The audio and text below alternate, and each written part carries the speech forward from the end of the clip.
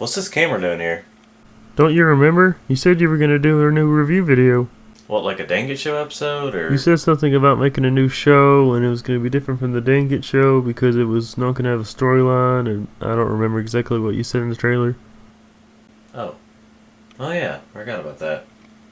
Well, I guess this is as good a time as any to get started on it. If you want to help me. And of course he's gone. Guess I'm on my own. If I'm gonna do this right, I'm gonna do it right. Prepared. Maybe I should write a script for this.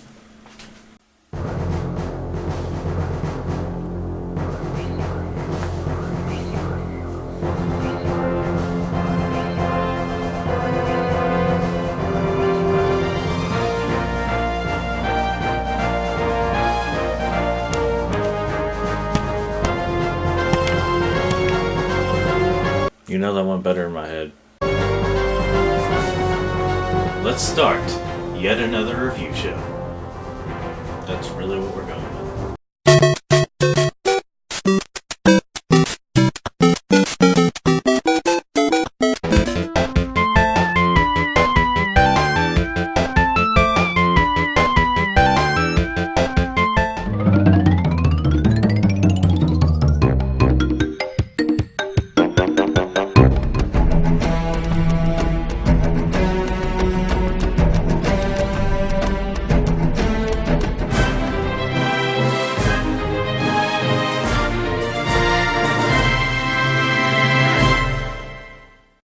Wow, I hope that opening isn't permanent. Alright, let's start yet another review show. Hello ladies and gentlemen watching this video. Welcome to yet another review show, where it's basically the same as the others, just in a slightly different way. As you can imagine why is the camera suddenly here now? As you can imagine, there's like one or two reasons why it's called yet another review show. For one thing, it's yet another review show on YouTube. At least that's the origin of it. I don't know where you're watching it at now. But if this is in the future, there were many reviewers on YouTube. The other reason is because this is my second review show, because I'm going to be ending the Dan Git Show at some point. At this point in time, it will be ending at some point. And it kind of drifted off to a weird story, and well, I described all this in the trailer. So, let's move on. So this show, I will be reviewing not just games, but also movies and TV shows. And whatever else I feel like reviewing. But it's mostly going to be games, just mostly expect that. With all that said, let's get started. Now I gotta find something to review. No, I can't. This is portable. I don't know, this is too new, so I can't. Let's see here. What kind of... I don't know. What should I review? I just don't know. Wait a minute. What's the name of this episode?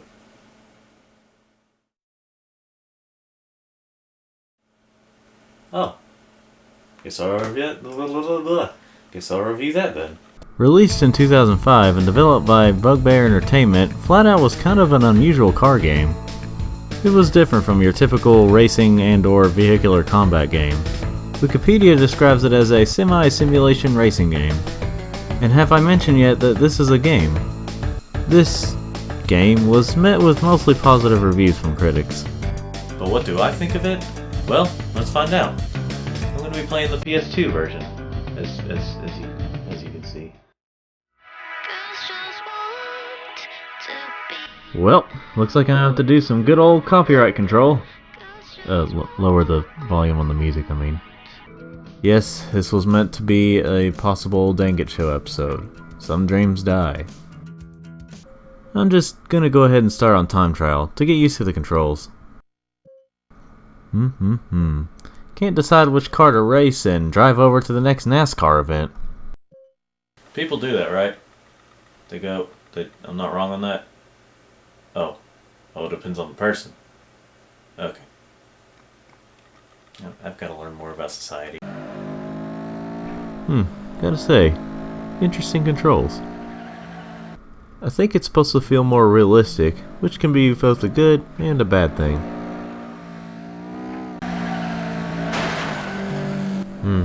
Just like that, huh?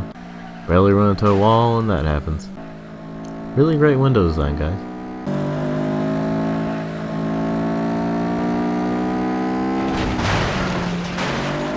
Holy crap! This car's getting it all today. Either this is a crappy car, or that stick was a reincarnated Hercules. I wonder what would happen if I crash. I mean, it'd be really interesting if, you know, the guy flew out of the car like it was a real crash or something. Like, it could...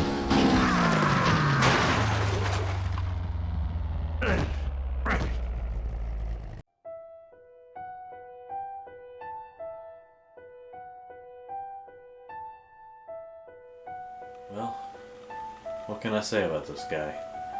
Except what are you doing being dead and I'm just starting here, we're not done yet! The gift of life. Back in the death machine. Alright, enough of time trial mode. Let's get to a real game. Whoa, whoa, whoa, whoa, whoa, whoa, whoa, whoa, whoa, whoa, whoa. Alright, time to put my skills to the test.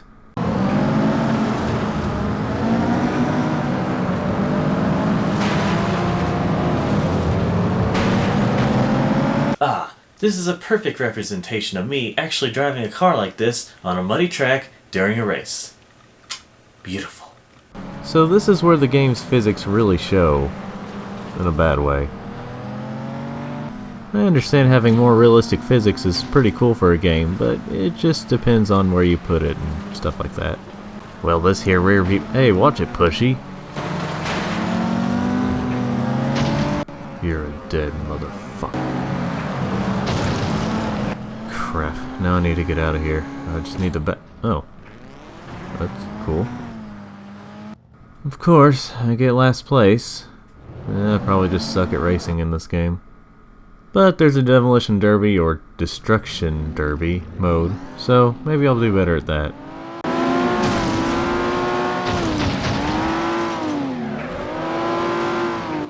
As you can tell, I'm an expert. Oh, but that looks fun though. When it comes to this sort of thing, my mind keeps telling me to play it like Twisted Metal, but it's quite different here. I'm assuming you just keep ramming into cars until they can't move anymore, or they just get destroyed, like how most Demolition Derby events go, I'm guessing. Boy, I tell you what's the truth, Dollywood ain't got nothing on this. I'm probably about to lose, but maybe, if I put my mind to it, I can prevail. Maybe if I strategize good enough, I can win this thing. Buddy, I think you should find another hobby. That is, if you can. So at this point you might be asking yourself, Daniel, why do you have this game if you suck at it? This is targeted specifically towards the people who thought that exact thought, so sorry if this offended anyone who didn't have that thought at all. The reason I have this game is for the minigames. This is where the game gets really ridiculous.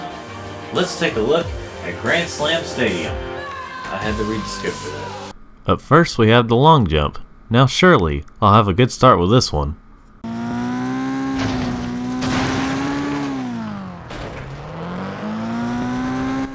I give up. As you can probably guess, this is like the...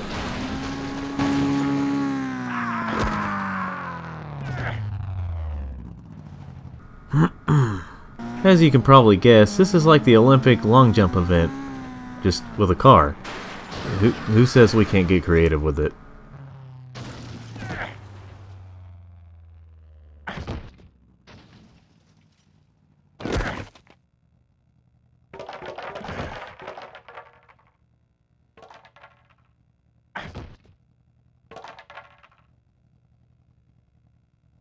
You know, this is someone you can really look up to. I'm sure he lost a lot of strength, you know, being ragged all across the thing there, and he still had the strength to pull down that sign.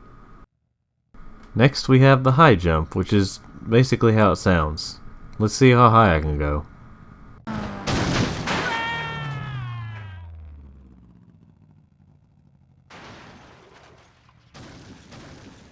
At least he's landing on nice, soft... hell. And then we have darts. I don't know what else to say. You eject the person and throw them at the target. That's pretty much the games here. Bowling. I've played Wii Sports. And, well, real bowling. maybe this won't be all that different from them.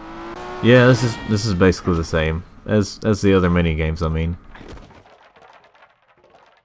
And now we have a clown. It's basically the same as darts, except it's in really weird places on a clown. I'm pretty sure that's what most police reports say. Last we have Bullseye. You most likely know what it's like by now.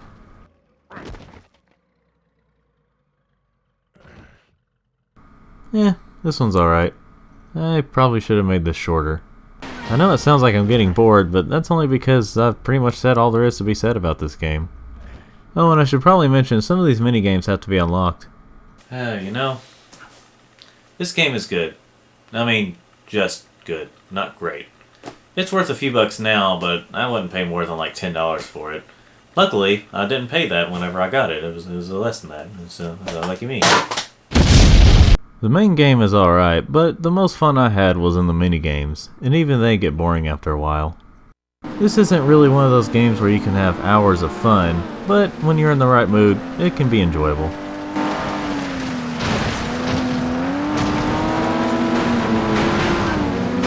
Thank you all for watching the one and only, until other videos come out, yet another review show video. If you'd like to see more of these types of videos, or any of my videos on this channel, then go ahead and click or touch that subscribe button, hit the like button if you like this video, and ending what I normally say now. Like, we're gonna go with that, I guess, for now, at least.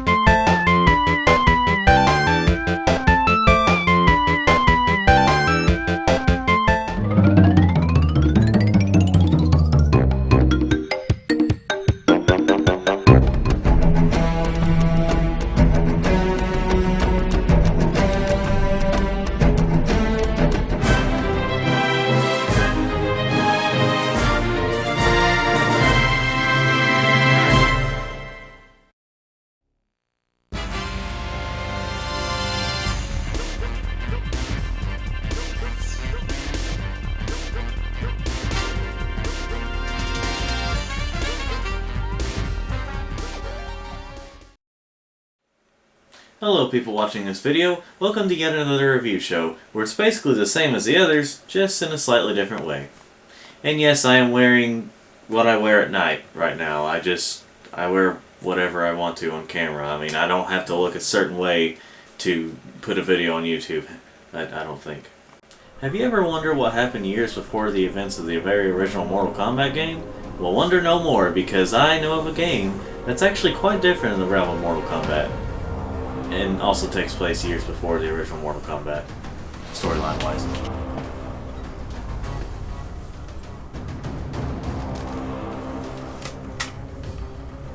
Mortal Kombat Mythology Sub-Zero. This game was actually quite different, by MK standards anyway. You know, now that I'm looking at this, something seems familiar about this game. And I don't mean when the Angry Video Game Nerd reviewed it. So we're here? Or,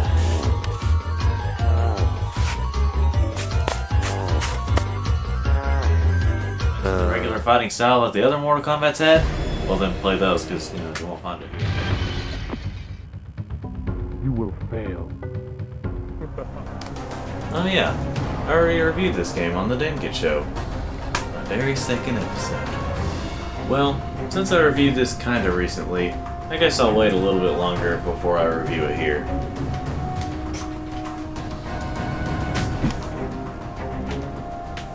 You know, now I'm starting to remember something else from that video. Special forces combat. Special forces. You must play it. Special combat. Special forces. Play Mortal Kombat Special Forces.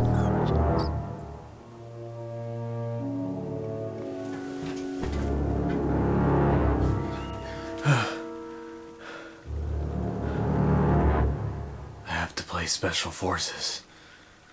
But not right now, though.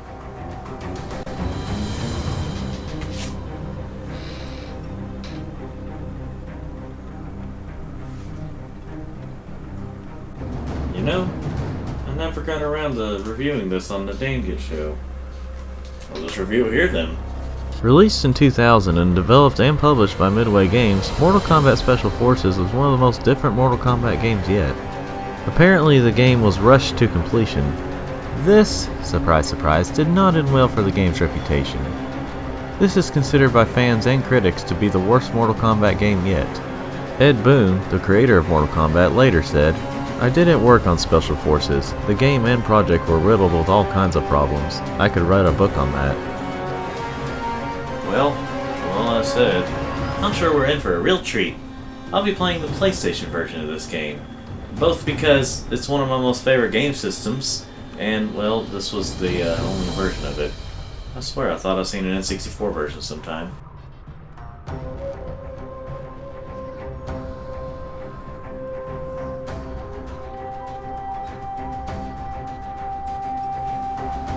But, you know what? I was probably just dreaming. So, let's get started. We'll see why I deserve that throw in a few minutes.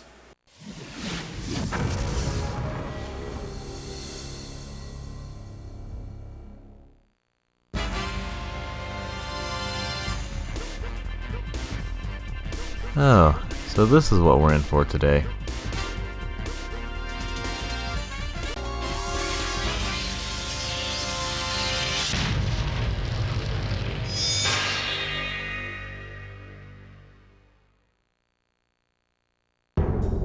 Mortal Kombat Special Forces. Ratchet and Clank.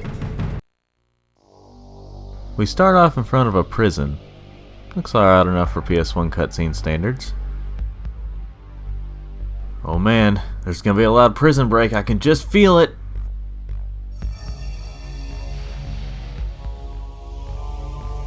Clearly, it was so loud that the human ear just couldn't handle the sound. What?! If this were a narrated cutscene, this silence would be more understandable. But this is a regular cutscene, why is there a lack of more sounds?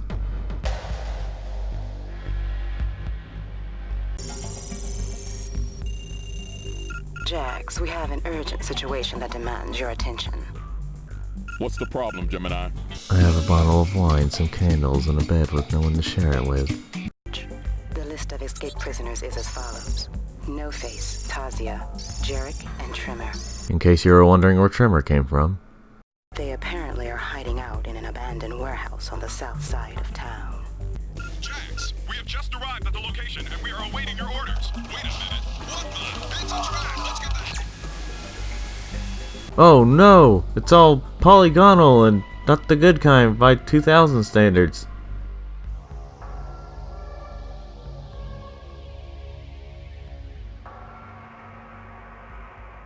Kano, you're gonna pay for this. Well, now I don't know how serious he is about the mission. I mean, with the waving of his arms up in the air like that, you'd think he'd sound more serious, but he just kinda calmly says that. Now you will watch and you will enjoy this video right here.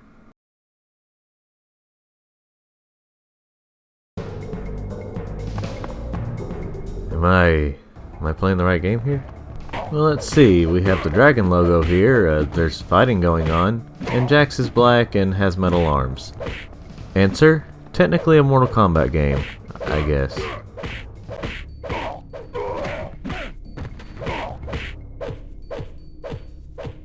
Loving it so far. Also, loving the videotape on your back there, Jax. Very unique. So from the look and feel of this game, it seems to me that this is an action-adventure beat-em-up. Both because of the way the game is, and that's what Wikipedia calls it. And like with any beat-em-up game, it can either be repetitive but fun, or just plain repetitive. Can you guess which one this is?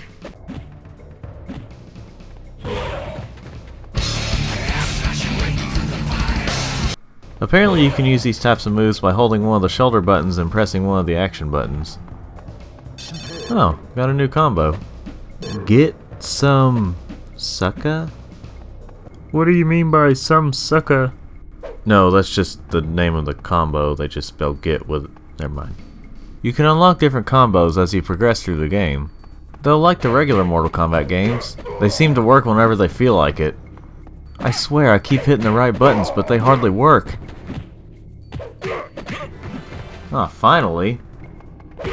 That was well worth it. Now there's some Mortal Kombat I know, kind of. Eventually, you find ammo for weapons. And soon after, you find weapons for that ammo. I'm not quite sure why they weren't together in the first place, but I guess at least you're prepared. Now so far, this game has been not so good, to put it nicely. But here's where the game gets really bad. Okay, just gotta find all I need to get through this level. And oh joy, I have to backtrack.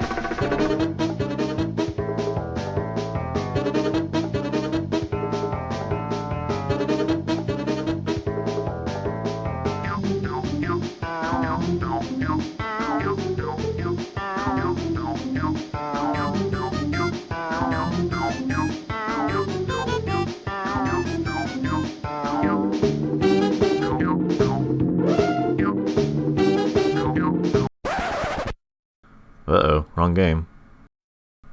Finally! Alright, what's next?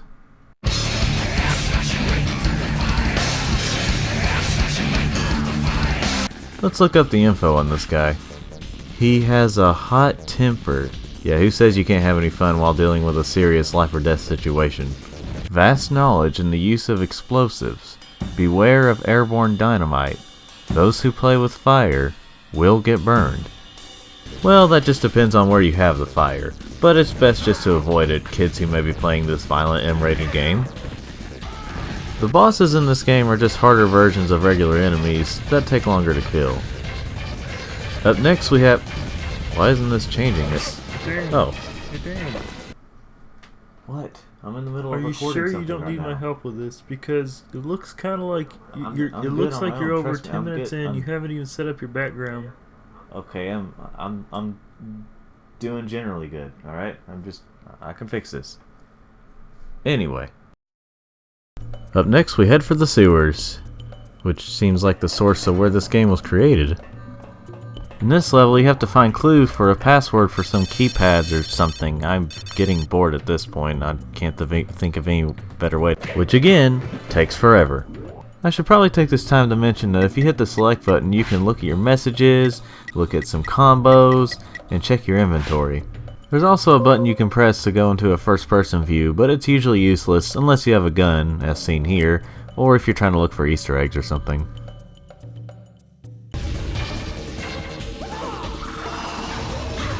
I'm sorry, what was that?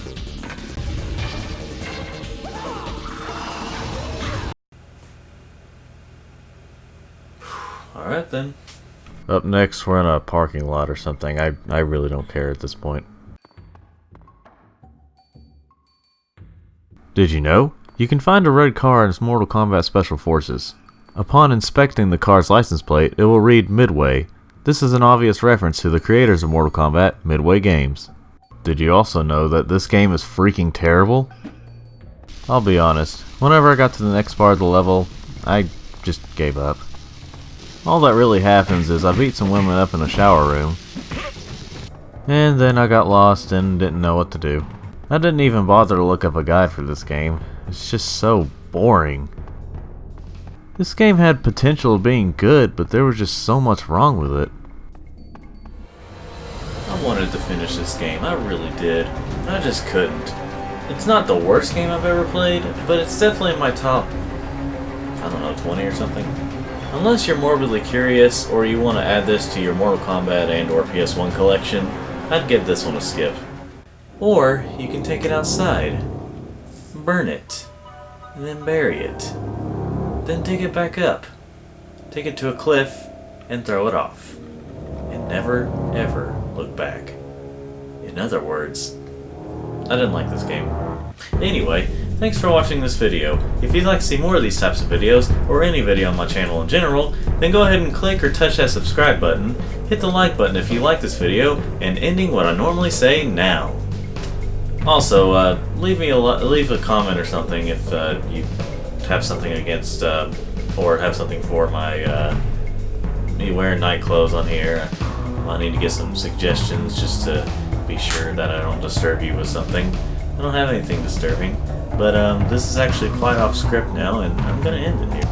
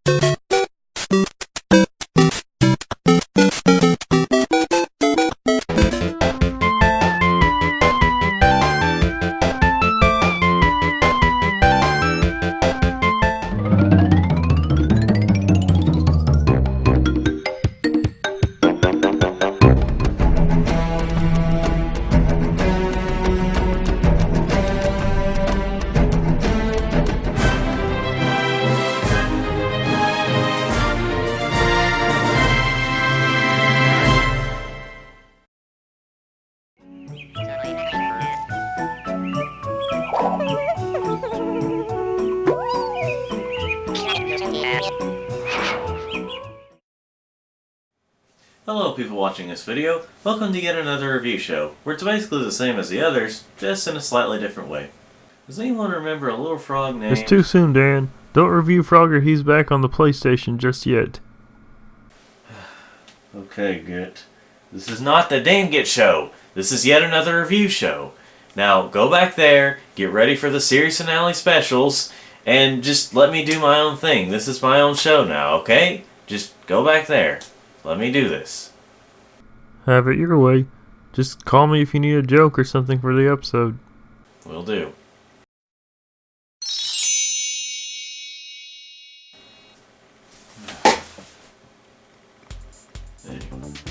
You know, he was right about one thing. Maybe it is too soon to review Frogger for PS1 again. But maybe there's something similar I could do. Let's see. I was thinking there was something here that I could do. Oh, there we go. Qbert for PS1. I mean, it's close enough. He's back on the cover, and it's a character who hops, and you know, just whatever. I'm just going with this. Released in 1999 for PlayStation and PC, and in 2000 for Dreamcast and Game Boy Color, Qbert He's Back, as I'm referring to it as, was an attempt to bring Qbert into the 3D world. I mean, it was kind of the early age of 3D gaming, so that was bound to happen. I couldn't find much on the game's reputation, like scores from critics or anything, but from what I could gather, people were pretty mixed about it, which was a little expected. I never really played Qbert growing up. I mean, it came out like 12 years before I was born, at least in arcades, but I just didn't see anything about him. I mean, I kind of got interested after seeing him in Wreck-It Ralph, and the fact that this game was only a few bucks when I found it. So, let's see what this game has to offer. I'm gonna have to find a better way to transition between scenes. This was back when the Minecraft world was still forming up.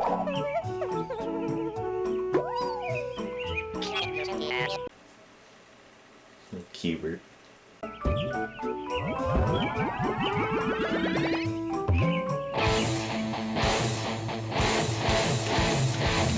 Uh-oh, something's about to go down.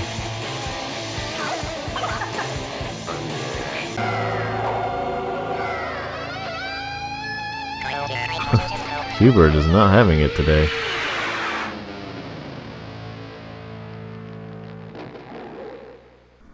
Alright, now for the title screen.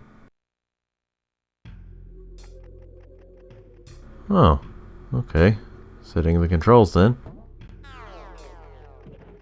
Actually, it is nice to start you off this way. Get used to whatever control scheme you want to use. Though I found it a bit odd that they would show the controller with the joysticks and not have an option for them.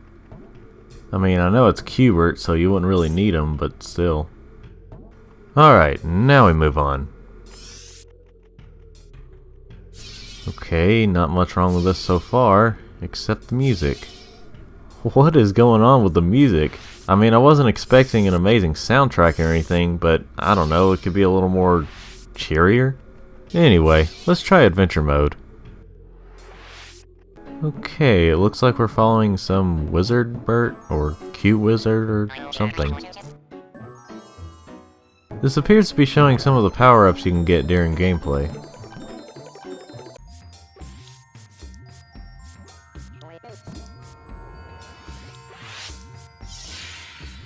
Okay, looks like Qbert enough. Obviously, there are some twists and turns here and there, and I don't just mean these things in the background. Speaking of the background, I was kind of expecting something a bit better. I mean, at least something more than a few colors and some random objects floating around. But that's just the background. How's the gameplay? Well, it's interesting so far. It takes some getting used to, but I'm sure I can get the hang of it. Yes, in my expert opinion, I'd say he's dead.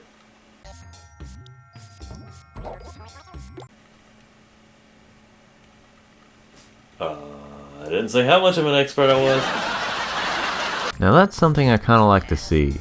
Instead of bringing you back far away from where you need to be, like at the start or something, it actually just keeps you right where you died. It can be a bit of a problem at times, but for the most part it helps. There's a lot of gameplay elements in Qbert that you can expect here, but there's some extras too. One thing is, you can hop on these certain types of blocks temporarily. They fall off after a few seconds, but while they're there you can get a few more points. You can also get these various little power-ups to help you along the way. I should probably also mention that there's these blocks that I'm assuming block your path until you progress more in the game. What can I say, they expect more from you. You don't want just anybody getting over there. Also, you can get more lives by chasing down these miniature versions of Qbert, which can get away from you, so you gotta risk your current life to get it. Hey, I mean, you gotta work for it, folks. So I should probably also take this time to mention how much I freaking hate these enemies. Unless you have certain power-ups, Qbert only has one hit point, and these enemies can come from just about anywhere. The red balls will slowly make their way from the top to the bottom. The purple balls go to the bottom and then later turn out to be snakes, which I'm gonna assume are the main enemies given the way the opening was. They're horrible and I wish they'd die. And then you have these dicks that will change the colors back to their original thing, so you have to go back and change them back. Later on you see these guys that go in a certain path, which can be hard to read. There's probably more types of enemies later on, but they are probably just as annoying. There's also these random bonus rounds in the game. They're usually in places you wouldn't expect. Now I would talk more about adventure mode, because it looks like there's more to the backgrounds later on, like a foresty area, an icy area. It just looks like there's more to the game later on. I would love to see it. If I could get past the first freaking world! Seriously, I've only gotten to level 5, which is close to the end of it, but it's just so freaking hard. And it's the first world, on easy mode. I don't know exactly who they're expecting to be able to beat this game, but it's obviously not someone like me.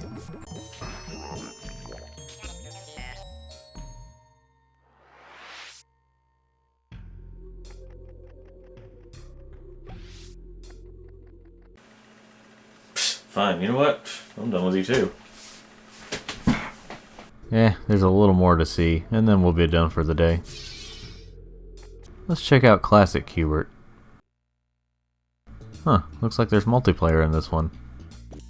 You can also change the graphics from the 3D look to the old 2D look. Interesting. Let's go with the original look for now. Now I'm not certain, but I think after I got this game, this might have been the first time I've ever played the Classic Qbert. I'm assuming this is pretty close to what the arcade version was like, if not exactly. Now let's check out the 3D look. There are some differences here and there, but when playing the game, it looks a bit unsettling, honestly. I don't know, there's just something about the way they move that just doesn't look right. They don't seem to have as many frames of animation as they do in adventure mode, and it looks like they're trying to be the 2D game, but it just doesn't look as right in 3D. Maybe that's just me. I just couldn't get into this keeper as much. I don't know, maybe I should give it more of a chance, but it just didn't interest me. I mean, if you like Hubert, then this game is for you, obviously, but for what it's trying to do, it's okay. I just think it's okay. It's not bad, but it's not very good either. It's okay. And I don't know, it just isn't for me, I guess, is the point that I've been making throughout this video. Anyway, thank you for watching this video. If you'd like to see more of these videos, or any of my videos on this channel in general, then go ahead and click or touch that subscribe button, hit the like button if you like this video, and ending what I normally say now. And I've got nothing else to say now. I'm just gonna go play Frogger. I need more comedic effects or endings or whatever.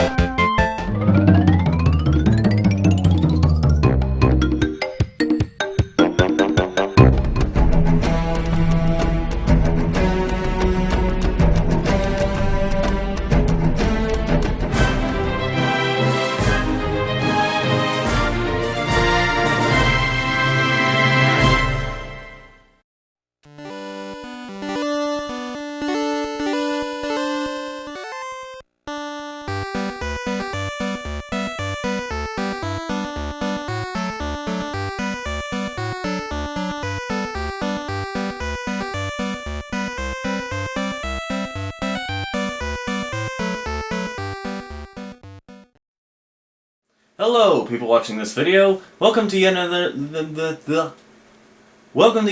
review show, where it's basically the same as the others, just in a slightly different way. I wonder if I should change that sometime. Change Rareware, or as we know today, Rare. One of the biggest companies of the golden age of gaming. I don't know what I'm doing with my hands here. From the 90s to the early 2000s, they provided us with such classics as Banjo-Kazooie, and you've probably already heard this story before, like many times. I mean, don't get me wrong, they made some pretty great stuff back in the day, so the praise is usually justified. But a lot of us already know about the story about how they were really great as a Nintendo exclusive company and how they've kind of fallen ever since they moved to Xbox.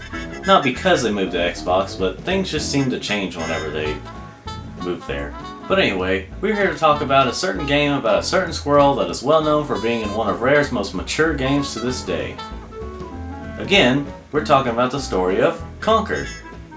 Again, well, we didn't mention it before, but well, you know what I mean. Starting out as a guest character in Diddy Kong Racing for the N64, alongside Banjo, Conker was originally going to star in his own kids game. Long story short, he ended up in the opposite of a kids game. And as we know today, that turned out to be Conker's Bad Fur Day. However, this was not Conker's first game to be released. For those of you who don't know, Conker did star in a kids game almost 2 years before Conker's Bad Fur Day. And that game is... Conker's Pocket Tales gamer. Released in 1999 for the Game Boy, Conker's Pocket Tales was supposed to be the game to promote 12 Tales Conker 64. Give a little appetizer for the new game, kind of like what Super Smash Bros. For 3DS did for the Wii U version, in a way. But as we know, Conker 64 grew up, hit puberty, and eventually became Conker's Bad Fur Day. I mean, come on, we don't like to be treated like children when we're grown up. The game has had a pretty mixed reputation, Critical scores range from 4.5 out of 10 to 7.5 out of 10. We're here to talk about what I think of the game and how well it holds up today. I mean, it's my video. I can do what I want. If you don't like it, then you can dislike it. Leave a mean comment, and I'll act like it doesn't bother me, but it'll really leave a really bad mark on my soul.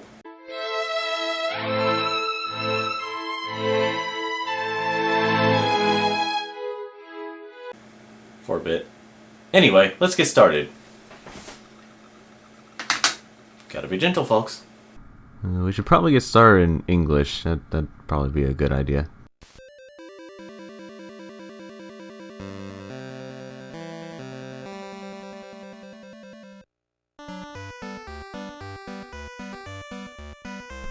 I wonder what part of the game will show if I wait long enough. Will it be a demo, or a cutscene, or... How exciting. Maybe this is a demo of the title screen that will eventually show a demo of the title screen. It's some deep stuff. You'll understand when you're older. Anyway, we are actually getting started this time, people.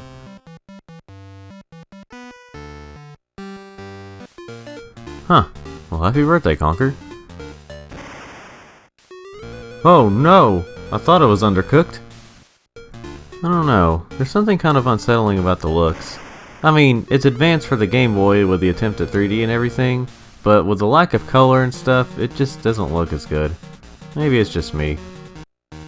Barry's been kidnapped by the evil acorn! Yes, that is his name. What's Conker's reaction to this? Looking for Conker's reaction to this. Sometime today. Any time now. Oh, here we go.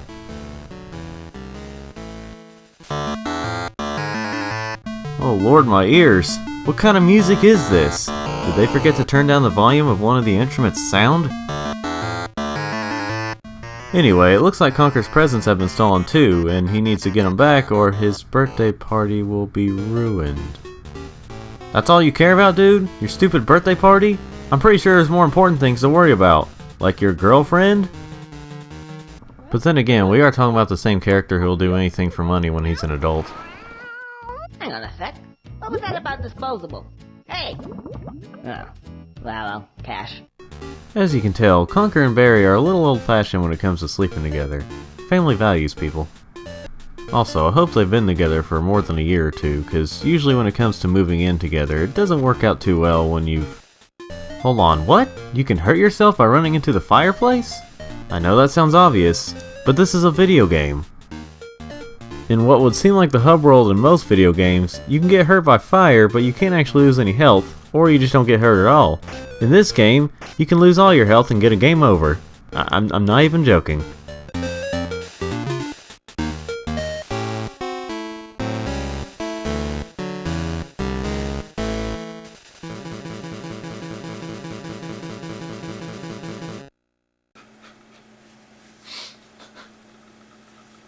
Such a stupid way to die. Conker can use these Conker nuts as ammo for his slingshot. What, did you think his name was Conker misspelled? Well, these would argue that's not the case. Also, Conker can pick up these acorns as health, no surprise there. Let's head outside.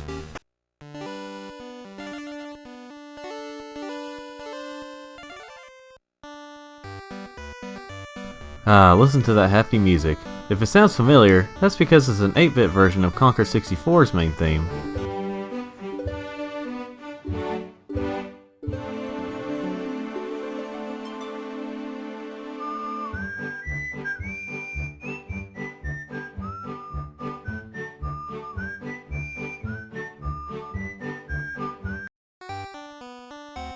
Huh, well this is interesting. By hitting the select button you can dig through dirt. Yes, that present was very much stolen. By the fence. I guess, or maybe it's temptation? Like maybe the present was there just to fool Conker into thinking it'll be just that easy along the journey. Or it just happened to be there. It's probably that. One annoying thing I've noticed is every time you talk to someone or read a sign or even pause the game, the level theme will start over, even if it's the same music. Rareware, I get that there's people that like to listen to music over and over, but not quite like this. Oh, maybe it's almost 18 years too late to complain about it. Moving on. Alright, just walking along. Oh, whoa, whoa, easy there, Toad. Well, I guess that's an enemy. Let me just get my slingshot out here and... or punch it. This is what you got? Come on now. Are you freaking serious? Well, then let me use my slingshot. What? How do I act it? Where's it at? Yes, because it definitely looks like this crow is close to conquer. Seriously, I have ammo for the slingshot, but no slingshot. I eventually found out that you gotta head over to this windmill place and do a puzzle for this one character. That's like giving you the bullets before giving you the gun. Oh, wait a minute. Well, okay, like in that game, at least you're prepared when you have the weapon. So I went into this dark cave, and I'm not sure if I was supposed to be able to see or not, but due to the lighting of my monitor, I was able to get through most of it. Yeah, that water is just shallow. Wait, what the fuck? So there's random bits of water you can run onto, and random bits where you can't. It's sometimes hard to tell which ones you can and can't do. Alright, let's try out the slingshot. Yeah, how do you like that, you... That's too easy. Dickhead. Alright, let's go through this dirt. I'm sure it won't take long.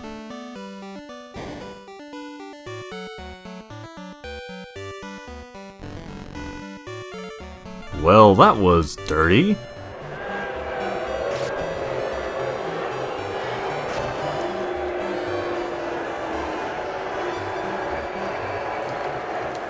Might have rushed through the script a little bit. Just a tad. Just a tad.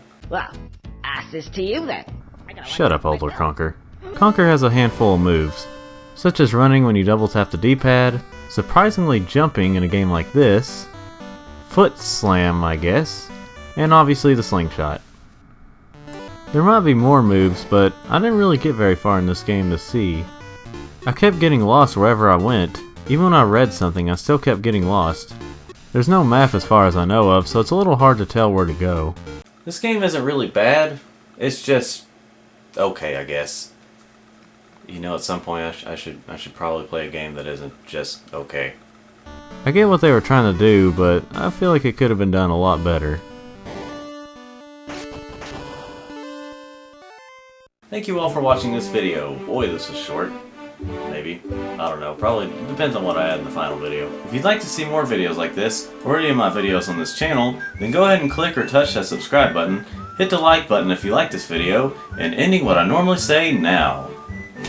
And as usual, this last part is unscripted. I gotta think of what to do. I'm not really good at this. It's been like over a month since I've made one of these, or released one, whatever the case is. Whenever I release this. I mean, guys, look how pathetic this is. I was reading the script. I was reading the script. I need to get better at this. What even is this? What is this? What am I doing here? Why am I even doing this? I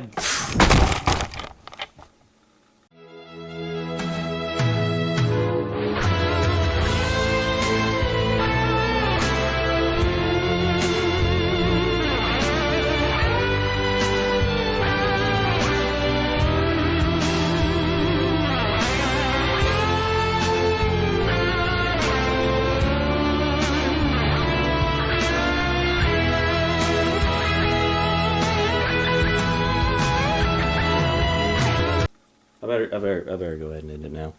The camera's safe.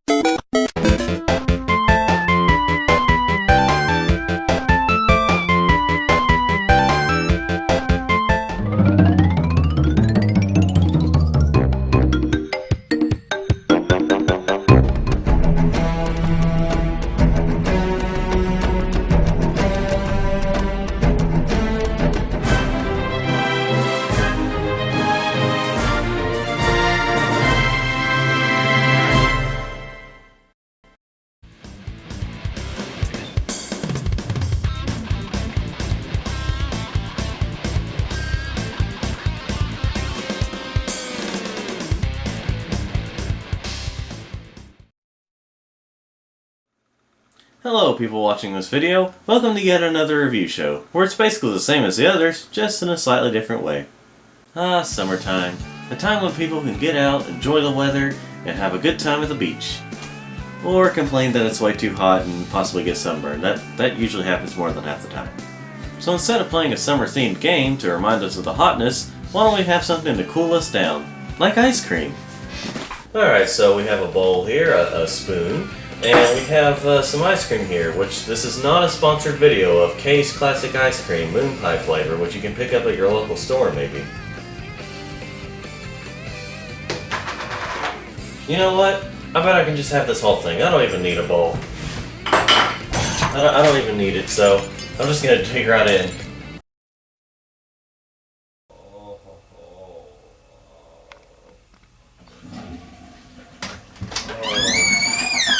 I can't believe I did that. Hitting that sink so hard, it really hurt. It's a good thing I didn't have that ice cream after all. Wonder why I flushed the toilet though. I only took a piss.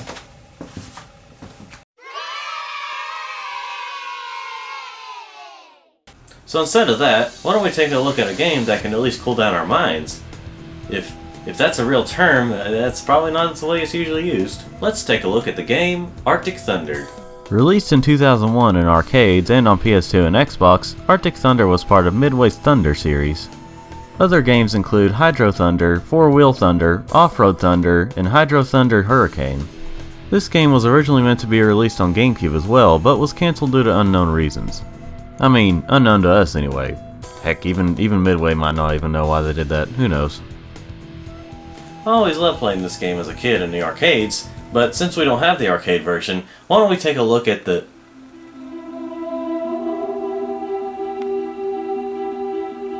Xbox version? Well, I'll be playing an Xbox game on here. I mean, not just the first time on the show, but the first time on this channel in general. Well, okay, technically second time, but you know what I mean. So, with all that said, let's take a look at Frozen Lightning. That was the best I could come up with, ladies and gentlemen. You know, I don't remember this part in the arcade version. Of these renegades. All that is certain is a wave of destruction that shows no sign of stopping anytime soon. These snowmobiling thrill seekers have turned our planet into their own personal raceway. We can only recommend that private citizens stay in their homes, stay calm, and stay safe. I don't really know what makes you think they'll be safe in their homes, but it kind of looks like they may get destroyed. Your goal, to win. Look, computer lady, when it comes to most racing games, I think we can get the point pretty fast. I mean, we've got a manual. So the characters are racing other characters to try to win gold medals. Doing it violently, I might add. So, in a way, it's kind of like Twisted Metal, only you're just racing for medals rather than, well, you know, killing people for a wish.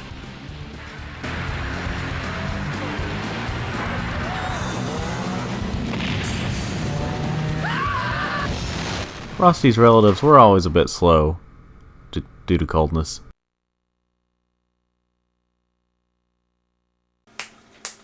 Such a catchy tune. Now since this is a home version, obviously there's going to be more modes than arcade mode. Though for now we're going to go with arcade mode.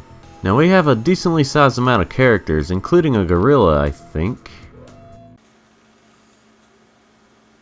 I see how it is, Arctic.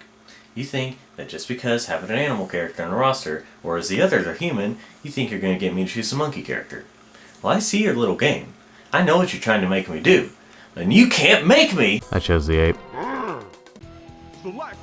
Anyway, let's just start with this track. Seems easy enough, probably because it says so at the bottom.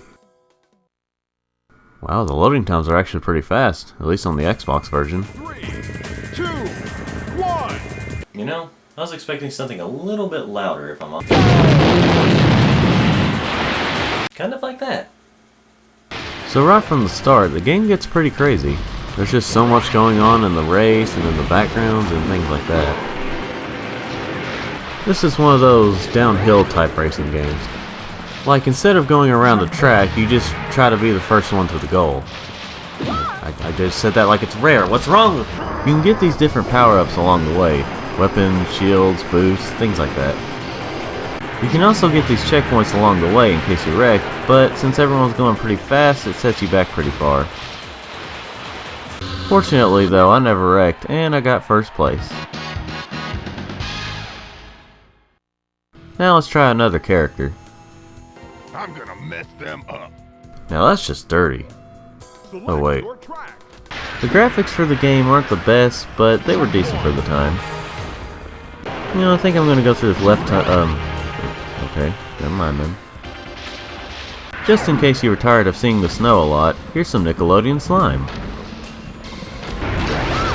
Yes, put a shield right there. It makes all kinds of sense considering the freaking finish line is right here. Blizzard in DC. DC, huh? I guess... You know what, I'm gonna avoid the political jokes for now. Oh crap, I'm about to go through this wall. Why is it making me go this way? Oh. I've never ridden a snowmobile before, but I'm pretty darn sure you need snow to go like that. I do love how you can just smack someone off their vehicle. It makes me happy. Well, I think we've pretty much seen what all arcade mode has to offer. It's pretty fun, but let's see what the other ones have to offer. Race mode sounds pretty self-explanatory. I mean, I thought we were doing that already, but okay. Select your player. At least this will give me a chance to see the multiple paths of the track. Well, I didn't win, but if I did though, I think that's where the gold medals come in. Points mode is basically just collecting or doing certain things to earn points. I'm sure you didn't know that until I said something. Apparently you can unlock more characters, tracks, and arenas? I'm assuming they mean battle mode, but I never got to that considering I had no one to play with.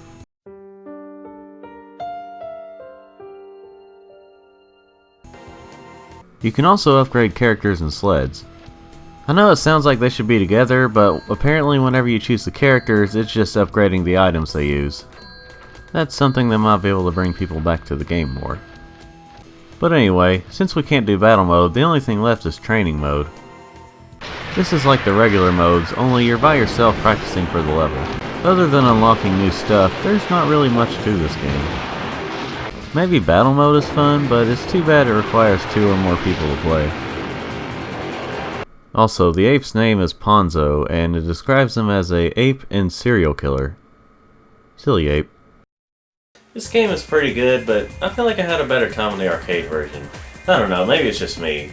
But before I officially judge it, let me go ahead and look up all the unlockable stuff. I'm sure there's not that many things to look at. Wow, that's a lot of stuff. Look at all this. Boy, am I glad this wasn't released today by EA or Activision. This would all be DLC. This game is great. After you unlock a lot of stuff, the game is great. While I still kind of like the arcade version a little bit better, in terms of playing it at home, the Xbox version is fine with me. And honestly, I've been able to find this game for a pretty cheap price every time I see it, so if you see it, I'd highly recommend it. If you have an Xbox, obviously, I don't think this would work on the PS2. Thank you all for watching this video. If you'd like to see more videos like this, or any of the videos on this channel in general, then go ahead and click or touch that subscribe button, hit the like button if you like this video, and ending what I normally say now. Now if you excuse me, I'm gonna...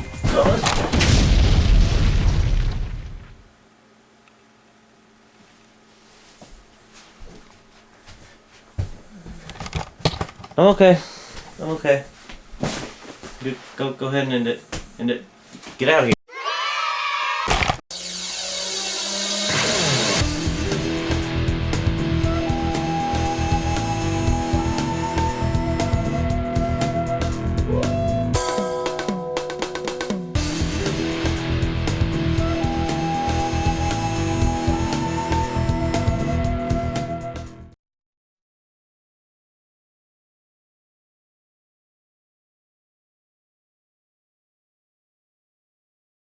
This game is part of my childhood here.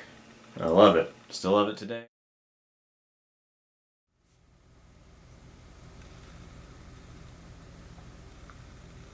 It's time.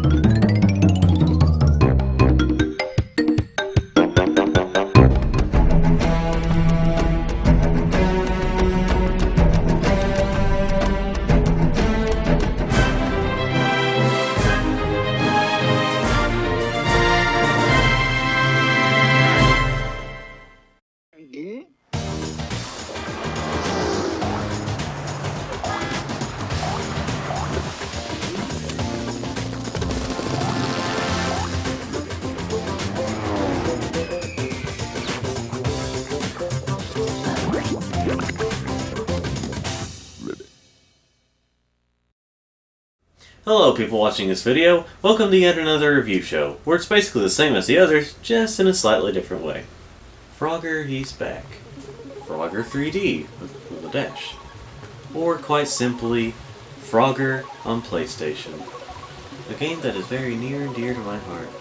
And a game I've already talked about on this channel before. And 2 other channels via the Dan Git Show. So, why am I talking about it again? 3 years, 1 month, 2 weeks, and 1 day later? Well, that's because today, September 30th, 2017,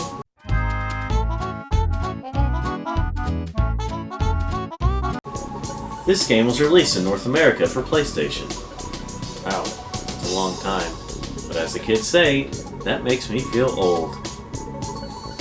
I was 3 when this game was released, which means I was 3 when, well, this was shown on TV. Why did the frog cross the road? He didn't. We've rebuilt one of the greatest video game heroes of all time, and now he's back. Frogger on CD-ROM. The classic arcade game is back and better than ever with more graphics, more worlds, more enemies, more superpowers, and it's more addictive than ever. The hardest part is turning it off. Frogger on CD-ROM for PC and PlayStation game console. Revived, rebuilt, and ready to hop. Hey, buddy. You okay? Is this game as great as the commercial puts it? Am I going to review this fairly, or is my nostalgia going to cloud my judgment? Find out right now. I forgot to do the info thing on this. Find out right now on DVS's Yet Another Review Show.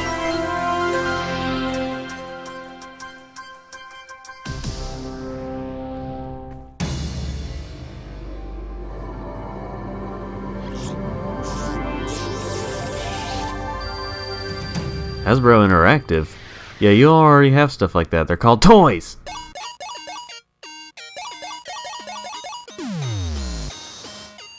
That's right, Frogger's in 3D, but so are the bad guys.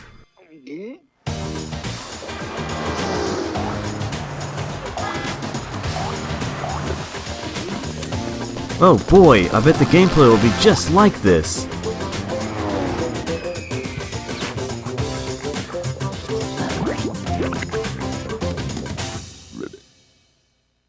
Alright, so we have the leaderboards here, and someone with the name, John. Oh man, listen to that music.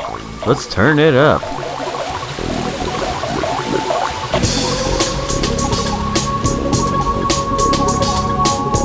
So it took me nearly 20 years to realize that this thing for the sound level says SFX. Better late than never, right? Man, this game has all kinds of good music. Just listen to that level select theme. Okay, enough of the music. This is a video game, darn it, so let's play the game! As you can see, you can select from a few different types of worlds, or level blocks, or whatever you want to say. Since this truck one is at the top, we'll just start with Retro Level 1. Frogger's really headbanging to the music there. Hey Frogger, I know it's catchy, but we got a job to do.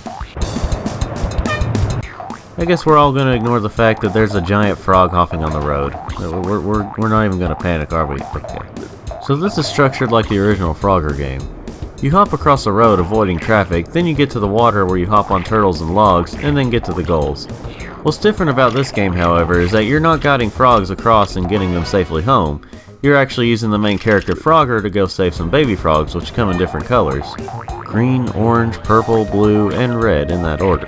You can save them in any order you choose, that's just the way they put them at the bottom left corner, and in these levels. Whenever you do save them, and I use that term loosely, Frogger hops on them and they explode into little polygonal bits. That's a little brutal, isn't it? Aren't you trying to save them? Like in the older games, the faster you get to your goal, the more points you can get. A new feature is that you can use Frogger's tongue to eat bugs. Different bugs do different things, but more on that later. Also, like in the old games, you can save this little pink frog and get some extra points. Or you can die with it on your back. If I'm going down, I'm taking you with me! Alright, on to the next level. This, conveniently, is only one button away. Now what's different about this level is that there's more vehicles that are a little faster. The water is darker blue for some reason. And there's alligators now. Just like in the old game, the levels just get a little bit harder as you progress. And by the third level, the music changes up a little bit.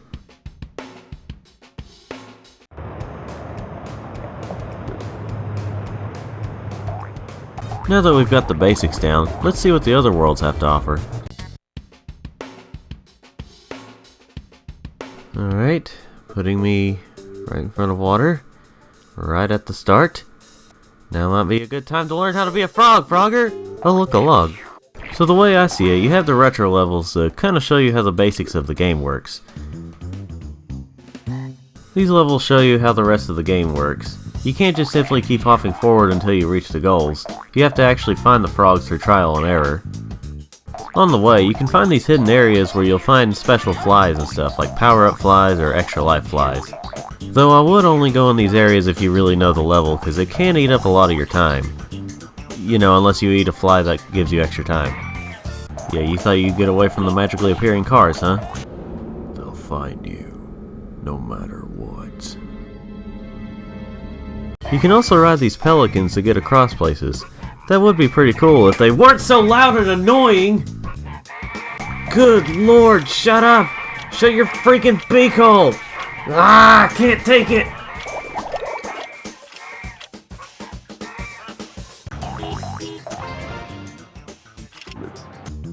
Alright, got all the frogs, and hopefully I'm more familiar with the level setup. I know it's going to be a little bit of a harder version of the,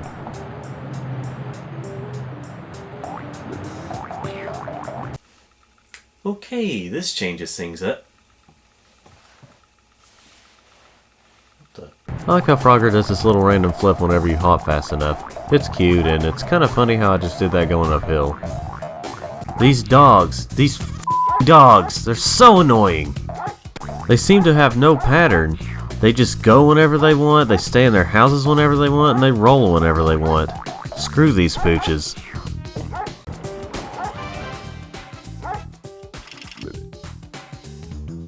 Alright, on to Sonic Mania, Mower Mania.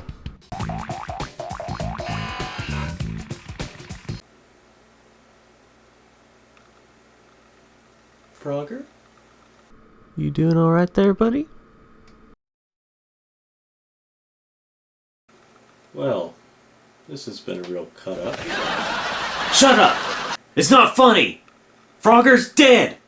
His polygonal body's all mutilated!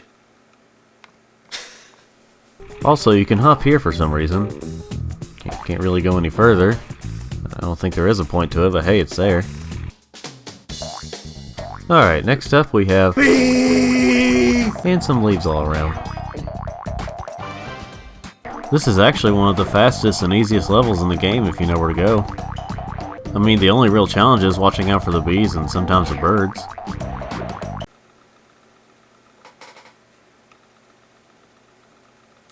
I'm not going there. No. It's just too easy. The birds and the bees. But yeah, this level's fast and small, so not much more to say about it. The next level, on the other hand, turns in a different direction. Quite literally. Where it can be pretty slow and kind of challenging. Also, for some reason, this is the only level where the camera turns at the beginning and Frogger's facing down instead of up. Not really sure why that is, but whatever. You have to be really patient in this level, and sometimes they can show how bad the camera can get. Gosh, if it's bad here, I can't imagine what the next level's gonna be like. Oh, that was it. Okay then. These levels can be a little hard. Yes, of course there's a gold item in this game. Alright then, I should probably go ahead and explain the golden frogs. Each set of levels has at least one level with a golden frog in it. Each time you collect a golden frog, a new set of levels is unlocked. The golden frogs are also in the unlocked levels, but more on that later.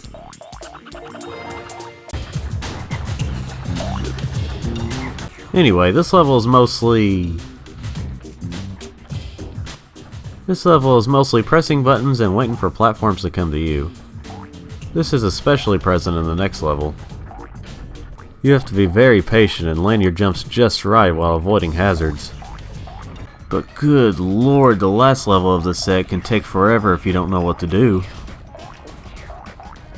The orange, purple, blue, and red frogs are easy enough, but the green one? Whew. You have to activate switches at the right time from all across the level. This took me forever to figure out when I was a kid. Hey Konami, I realize kids are dumb, but come on now. Now that we're through the first few blocks of levels, it's time to check out the unlocked blocks of levels. Why did I put that in the script? There's not too much to say about this one. Frogger's in a dark cave and he has to eat fireflies or croak to keep a light going. If it wasn't for the darkness, this level would probably be too easy. The next level, on the other hand, while mostly bright, has ice physics and it changes up the gameplay for the most part. You have to be a freaking expert not to die a lot in this level. The level after that, which is the final one of the set, is kind of similar to the first one, only there's more bats, a spiderweb-like maze, some lava, and this is where the golden frog is. This is where Frogger's croak is really useful for more than just the light, because you need it to find the other frogs. I probably should have mentioned that you can do that. So after getting out of a dark cave, your next set of levels is in the clouds, where it's mostly bright, the birds are happily but annoyingly chirping, and I question how the bloody hell these frogs got up here. You really have to have patience to get through these levels. Especially the second level where you have to ride these geese until they bring you close enough to the frogs down below. You pretty much have to keep eating these time flies. But the one that's the most frustrating yet fun at the same time is the last level. You have these slidey blue clouds and planes and helicopters. So naturally, after getting out of the beautiful cloud levels, the next set of levels is in the sewers.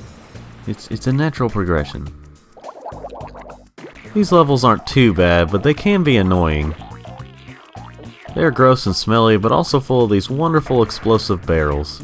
Even if you don't land in the right place after using one, they're still fun to use. So after getting out of the sewers, Frogger heads over to the desert, because why not at this point? Gotta say, the buffalo models are not that attractive. These levels can be very hard. The buffalo seem to run at random, and the boulders are kinda hard to read. The first level isn't too bad, but the next level can be described in 3 words. Slow, hard, and tedious. These stupid beetles will drive you crazy. They're everywhere, and you have to know exactly when to jump or they will kill you. And you have to figure all this out within a time limit. This is seriously the second most annoying level in the game. I say second because the last desert level is a harder version of this one. A harder version. It's seriously like going from Slippery Climb to Stormy Ascent in Crash Bandicoot.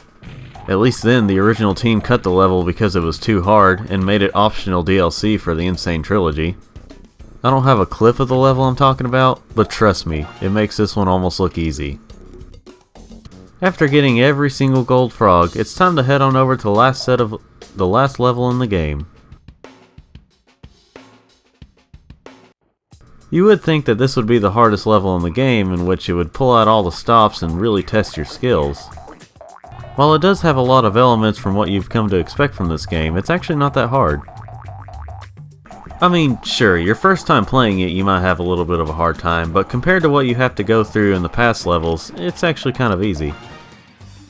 Maybe they were trying to relax you a little bit after all the crap that you had to go through before this.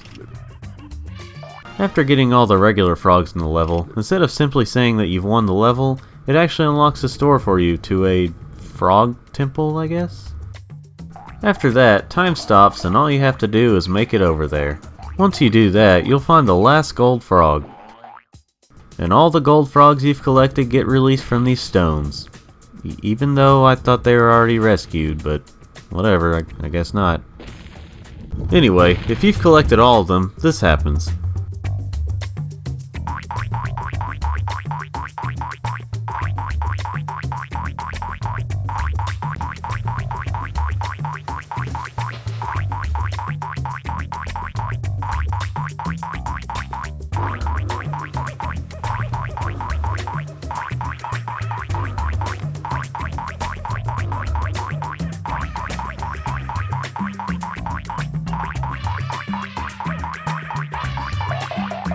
And after all that noise, you get the ending to the game.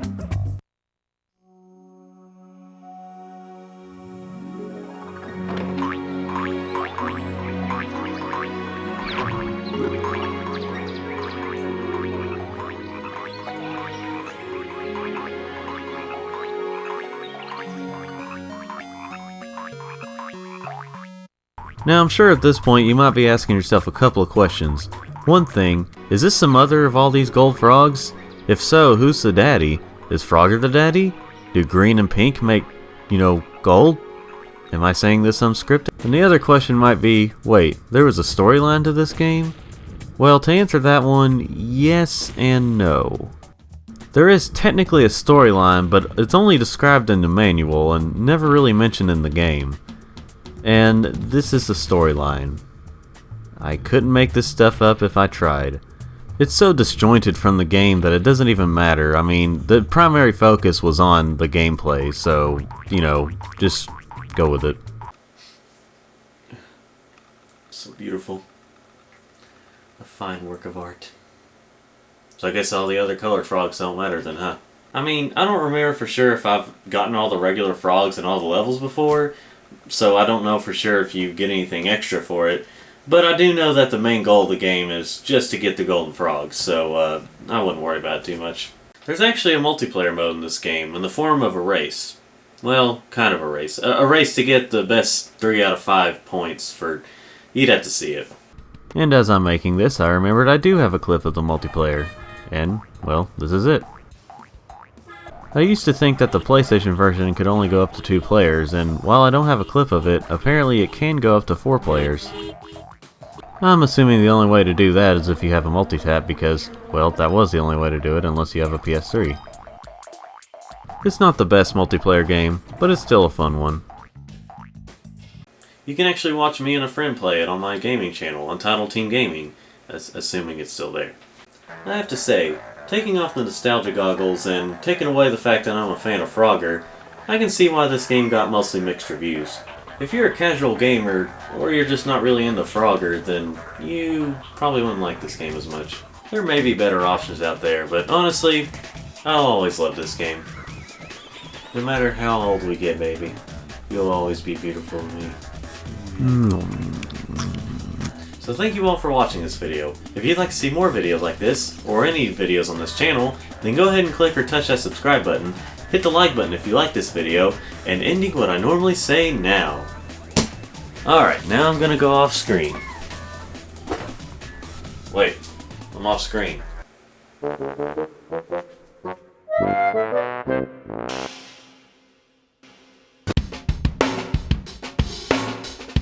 These dogs, these fudging dogs, they're so annoying.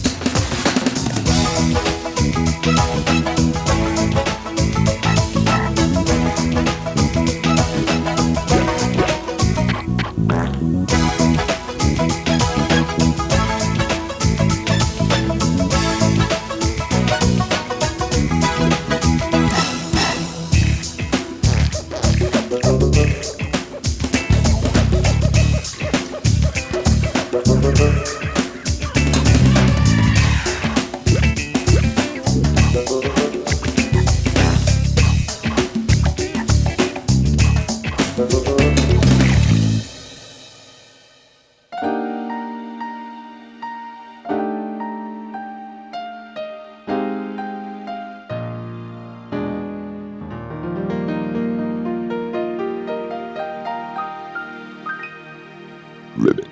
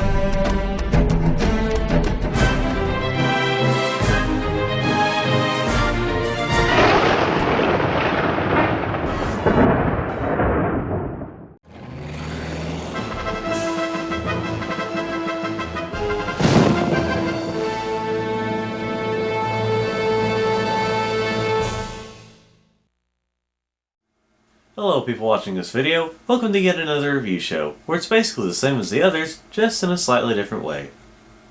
It's Halloween! Well, the month of Halloween at least. I mean, people do that same crap around Christmas. Okay, I'm turning this off now. I was going to talk about this game early on, but I thought, you know what, it's best saved for October. Okay, I don't remember exactly how I said it, but it was something along those lines. We're here to talk about the legend of the Jersey Devil. It was 1735, on a dark and stormy night. Mother Leeds was in labor. What about the game? That's what we're watching the video for. I just wanted to set the mood and do something funny afterwards, alright? If you're that impatient, why don't you just skip ahead? I'm sure I have it on the screen somewhere where you can skip it ahead to. And if you're just going to watch this, just let me get through this. I'm not going to be too long, alright? Alright, just be patient. No need to make a big Shut up! Mother Leeds' big mistake was when she found out she was pregnant with her 13th child.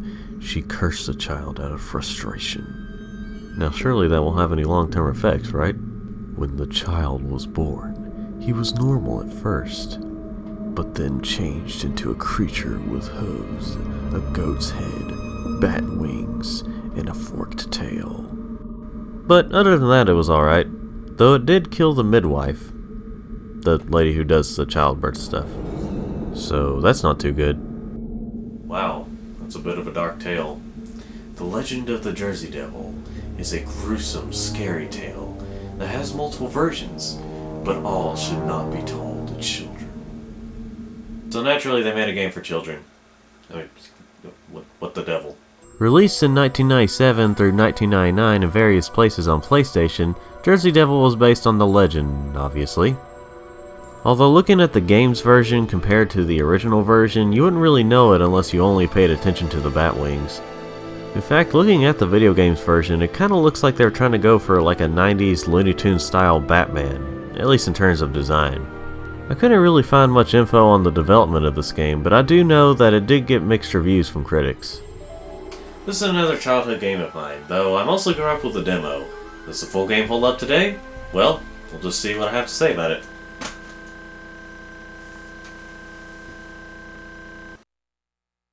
I gotta look this up. It's gotta be here somewhere. But maybe I'm not looking hard enough. Well, this is pretty neat. We have a cartoon opening before we start. Hey, whoa, might wanna back up there, horseless headsman. People are trying to watch.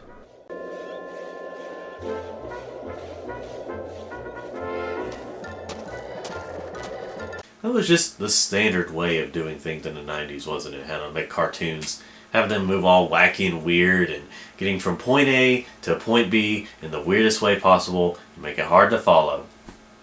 Not that it's a bad thing, it just, I don't get it. And now we're at a scary, cel-shaded 3D building, where the scariest thing about it is the disappearing details.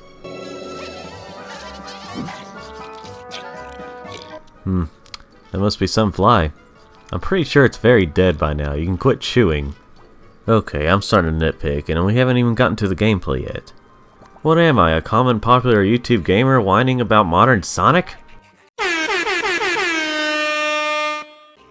Anyway, it's here where we meet the evil Dr. Narf,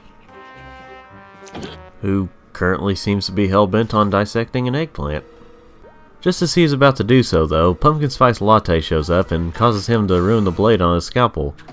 That's unfortunate. Oh, Dennis, how many times have I told you? But, look what I found. I hope for you it's not another rat. Well, he's not a Scottish ripoff of Dr. Cortex or anything. Look, it better not be. Oh, it's another rat, isn't it? Dennis, you cheeky one. So the story is the evil Dr. Narf is trying to make an evil mutant vegetable army or something like that, when Dennis the pumpkin guy, yes his name actually is Dennis, shows up and shows that he's captured another creature, which, spoiler, is Jersey Devil as a baby. Little puppy. Gucci. What a cute little devil. Yeah. It's too bad we're going to have to cut it into teeny weeny little pieces. In the name of science, of course. Yeah, good point. You sinful brain! That was my last blade. I hope you understand what this means. Well, alright. I don't know. Alright. I don't know, I'm not comfortable with this. Oh no, not again. Okay, enough of the intro. I'm just gonna speed through and explain kind of what happens as it shows that I'm speeding through. Right now. Okay, there we go. So basically, the lab explodes because Jersey Devil and stuff, and then it shows years later that the army is evading people and stuff, and then Jersey Devil ends up delivering his only line in the game that I know of.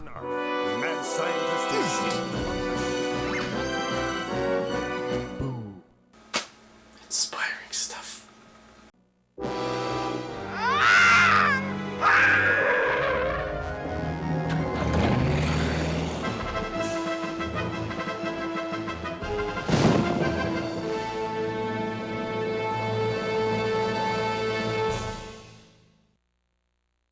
Alright, we're finally at the title screens, which means I finally get to play the game.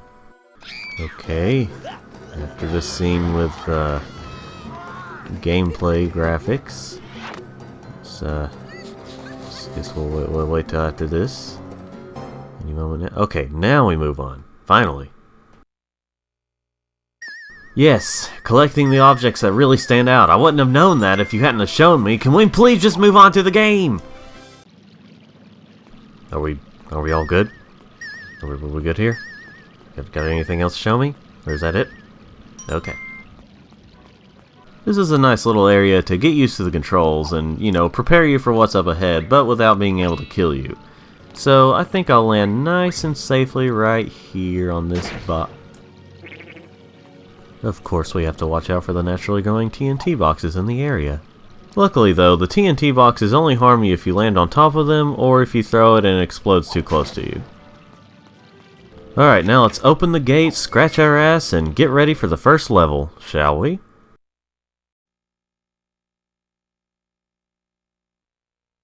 Yeah, I don't remember that statue in the demo version. As you can see, we have green boxes now. Given the fate of my landing on a TNT crate and hurting me, I don't know for sure what we're in for, so let's give it a shot. Oh. Smashing. The red boxes pretty much do the same, although the green ones have something more special about them, but more on that later.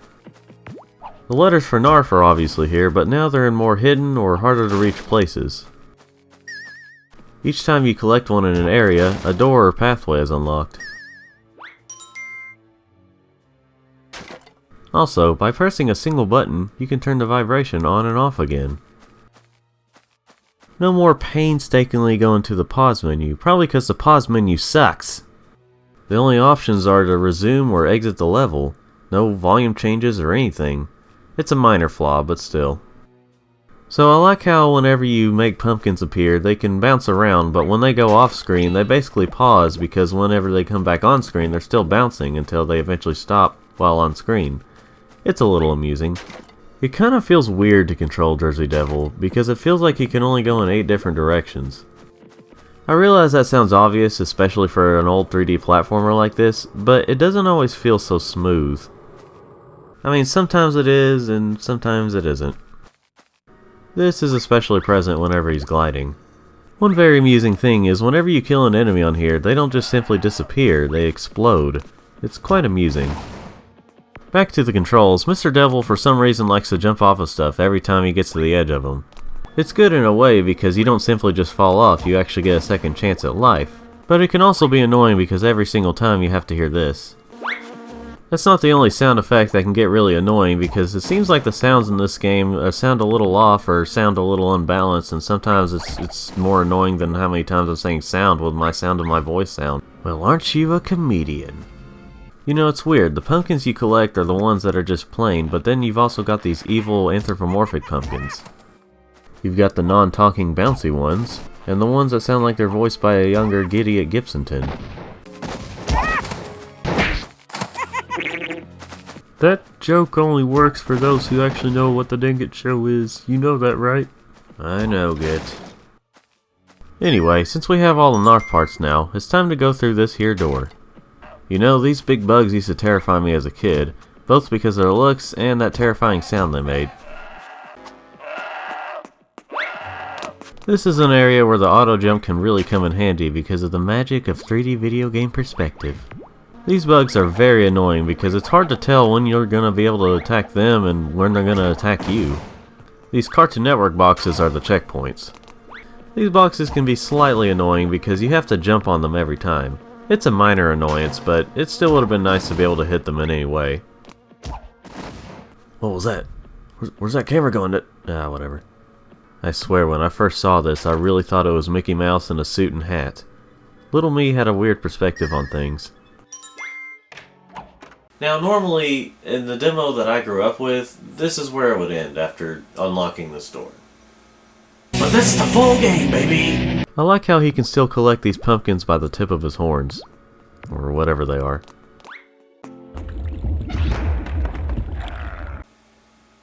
What? Didn't you know that? Didn't you know that underneath every building there's a hidden pyramid? Come on, it's Buildingology 101. You gotta know this stuff. What, do you got no brains? Clearly I don't, because it really just occurred to me that this is a museum, so it makes a little more sense. But then again, with a game like this, it wouldn't surprise me if this was just underneath some kind of house. Now, if you were thinking that these golden pumpkins would give you like 10 extra pumpkins or something, or heck, even like a special item if you collect all of them by the end of the game, then you'd be wrong, sister. Here's what they do. They give you extra health. Which, I mean, Jersey does need to stay healthy. I mean, these other pumpkins are not exactly nutritious. I think they forgot to kill this guy or make sure that he's dead before they put him in here. Come on, that's it? Oh. Okay, I was gonna say it was a little anticlimactic, but never mind.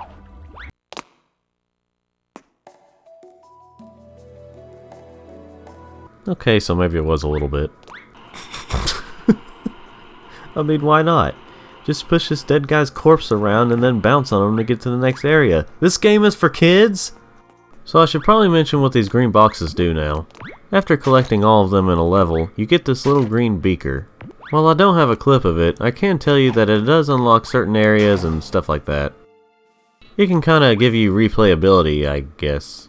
Now on to the first real boss of the game. Look who's back. You won't get away this time.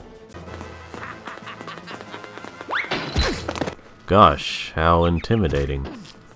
Buddy, I think you need to lie down and rest that cold you have. This guy's really annoying. Not in terms of like difficulty or anything, but because of how long it takes to beat him and the sound of his voice. Oh, I see. Now you can look at more stuff. So apparently this is the final area of the game, but you can't really complete it without getting everything. Which again, I don't have a clip of. Also, I'm kinda starting to wonder if the veggie guys are actually the main villains of the game. Because I've been seeing a lot more non-veggie enemies, including these probably unintentionally terrifying werewolves. I don't know, this game is confusing. To be honest, I've shown you just about everything there is to offer in this game, at least in terms of gameplay. Well, except for freeing the hostages, so here you go. This game just isn't as good as I remember it to be. I know I only played the demo, but still. Games like this just usually seem better whenever you're a child.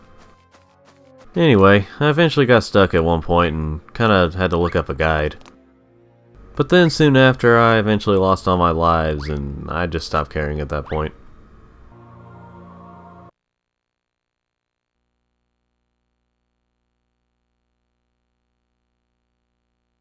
You know, I really tried to get into this game, and I was kind of hoping that nostalgia wouldn't be the thing that kept me playing it, but honestly, not even nostalgia could save it, because it's a pretty mediocre game.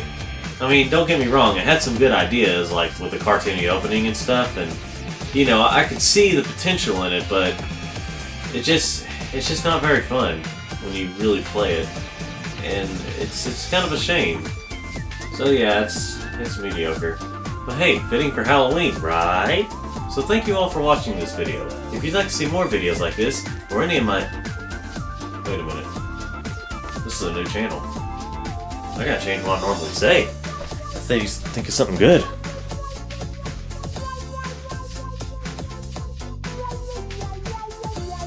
So thank you all for watching this video. If you'd like to see more videos like this, then go ahead and click or touch that subscribe button, hit the like button if you like this video, and ending what I normally say now. That is indeed what I'm normally going to say for now. So, what I'm going to do now is... What's that noise?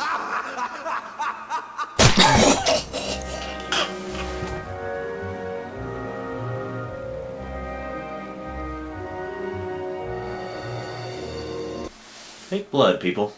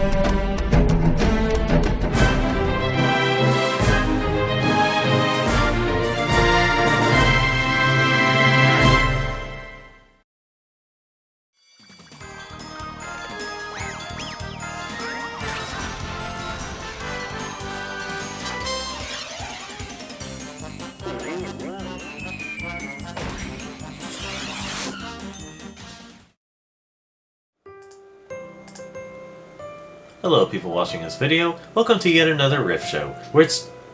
Did I just say another riff show? Am I going insane? Probably, but this is a riff show, and if you don't know the definition of riff, you're gonna have to look it up because I don't think I could explain it very well. I've decided to do riffs for stuff like TV shows and movies and stuff, depending on the future of this channel. I mean, this channel is called Yet Another Review Show, but I could... Wait, what? We did what? We changed back? To Dan even S. Wait, really? That was quick. We had like one thing over there and now we've changed back all of a sudden. Anyway, Yet Another Riff Show is obviously going to be in the same family as Yet Another Review Show. It's just going to be one of those family members that shows off more often because they've got almost nothing going on. Does that joke work? With all that said, let's go ahead and start Yet Another Riff Show.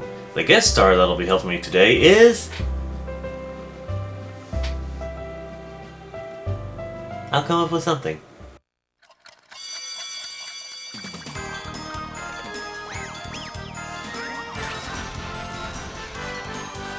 Yes, let's watch a preview of the show we're about to watch right after this. It's like showing a demo of the game right before you get to the title screen. Oh, Git. I didn't know you were going to help out today. You live a sad life, Dan, so I kind of figure I would help out. Alright, thanks. like the creator said, guys, we forgot to do an intro. Put this one together. Alright, quickly.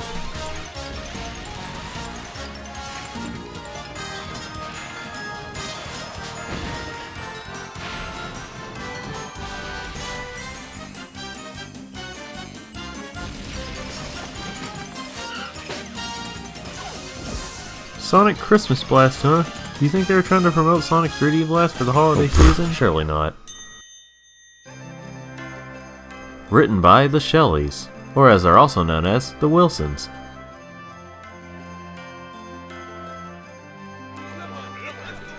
Who could forget these common Sonic characters? Right, over there's Josh. When Santa comes on TV, do I get to tell him what I want? Billy, what did I tell you about being stupid? This message is brought to you by Sega. Sega will be making consoles forever. You're what? Santa, why can't you continue to be our slave? No, Santa, please. It's too sad. Don't be sad. This is happy news. This Christmas will be the best Christmas ever. Because the most wonderful person in the whole world will be taking my place. Weird Al Yankovic? He's generous. He's just right for the job. Mothers, fathers, boys, and girls, I proudly introduce my replacement, your friend and mine, Robotnik Claus. Doesn't really roll off the tongue very well. Wait, what would you know about that?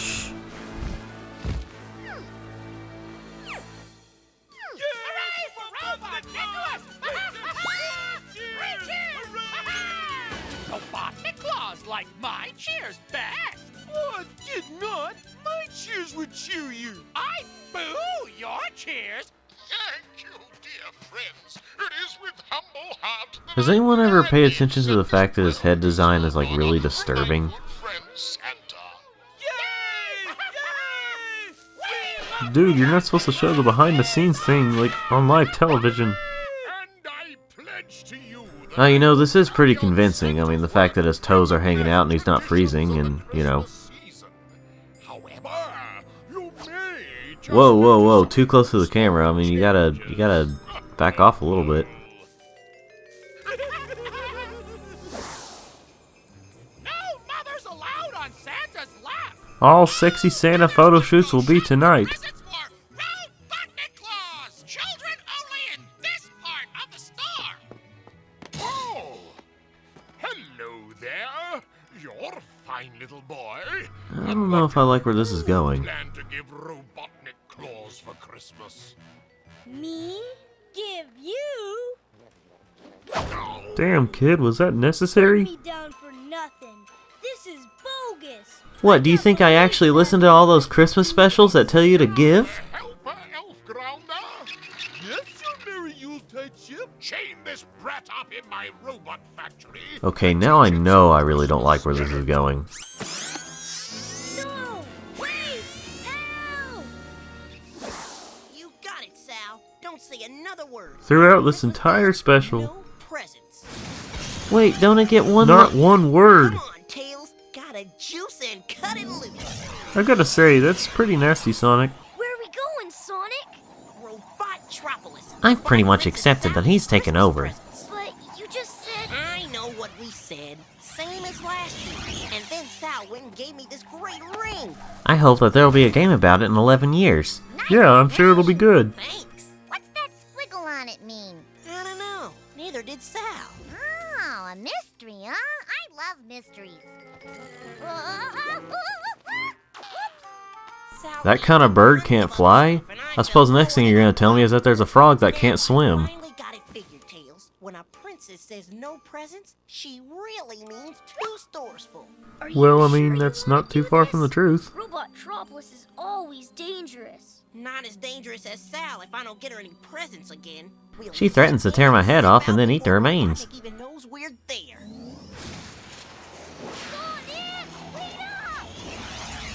Meanwhile, in the city that looks very different from a distance. Merry Christmas, citizen. We have come here with our hearts filled with the So start giving! Please, I lost my job. My poor wife is sick. I had to sell all my furniture to pay my bills. The house is empty. Excuses. Why do you think you lost your job? Right! No problem! We'll just take your house! This is a really strange episode of Fixer Upper.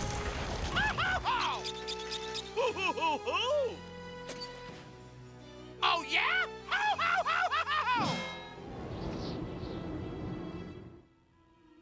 I don't get it. This is the 4th store in a row that's totally empty. That's because it's nearly Christmas. Black Friday's already gone by. Sonic, come quick!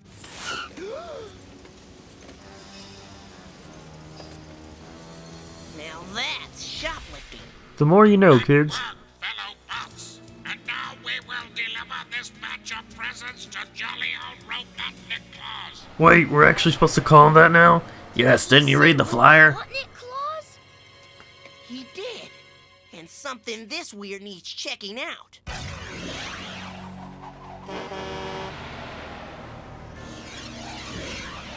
Mr. Sonic! Mr. Sonic! I don't know any Mr. Sonic, but it sounds like you need help. Can you pronounce hedgehog? Santa retired. Santa retired? Yeah, and he put Robotnik Claus in his place. And Robotnik Claus sent me to a robot factory. And I escaped. And Okay, I know you're just a kid, but you're saying "and" way too much.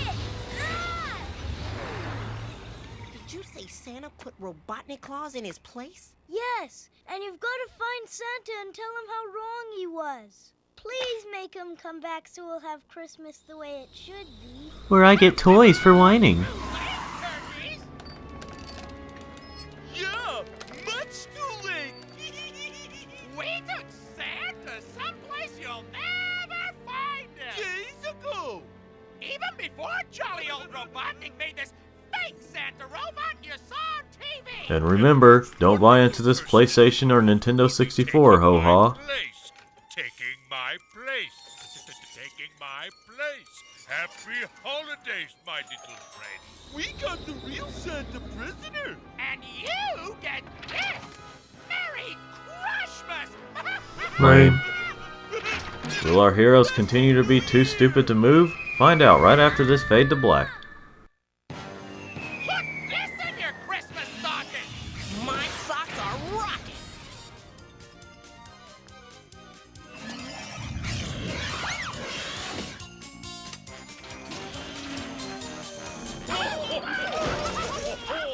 Put us down. Down.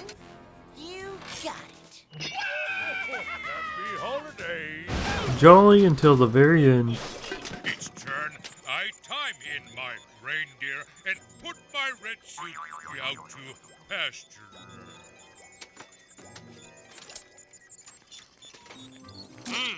Litter patrol. You'll have to clean up. Did he this freaking trash take his immediately spikes off for and pay this? a fine of 10,000 Robotnik bucks. Which translates to like $10 US. Or a little under 8 pounds. Really? Pesky? If there's one thing I hate, it's pesky hedgehogs. Oh, thanks. This one is the peskiest. Looky here. I'll forget the fine if you tell me where the real Santa Claus is. This is obviously not a trick. Decent of you. Yeah, really decent. He's in an ice cave. Yeah, 7 miles south of the North Pole. Thanks, guys. Now when you pull yourself together again, jump in this garbage can. Lame. There wasn't even a pun there. I'm afraid we'll have to report this to jolly old Robotnik Claus. Tell you what, old buddy. As my Christmas present to you, I'll let you do it. Well, that's mighty generous.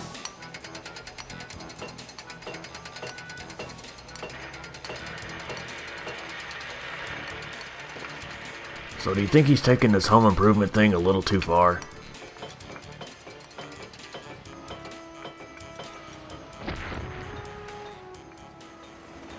I want more chimneys. I want the whole place to be warm. Do you see this metal? We already built 2 dozens.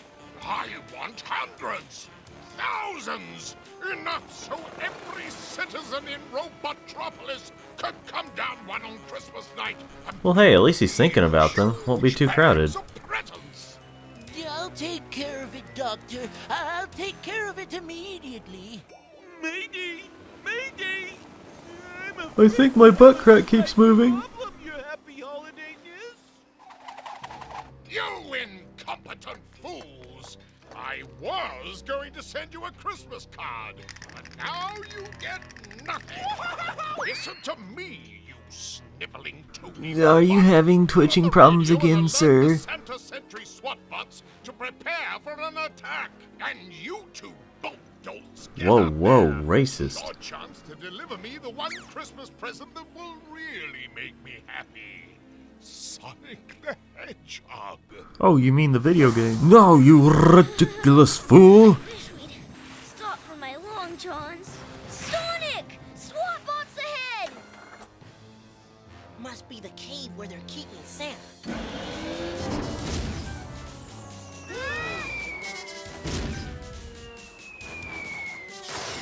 We're getting a real full reception. And it's getting colder. Chill out, Tails. Yeah, all the puns. Just figured I'd stop by and break the ice. Drop in anytime. You know, I feel like I've seen this scene somewhere before.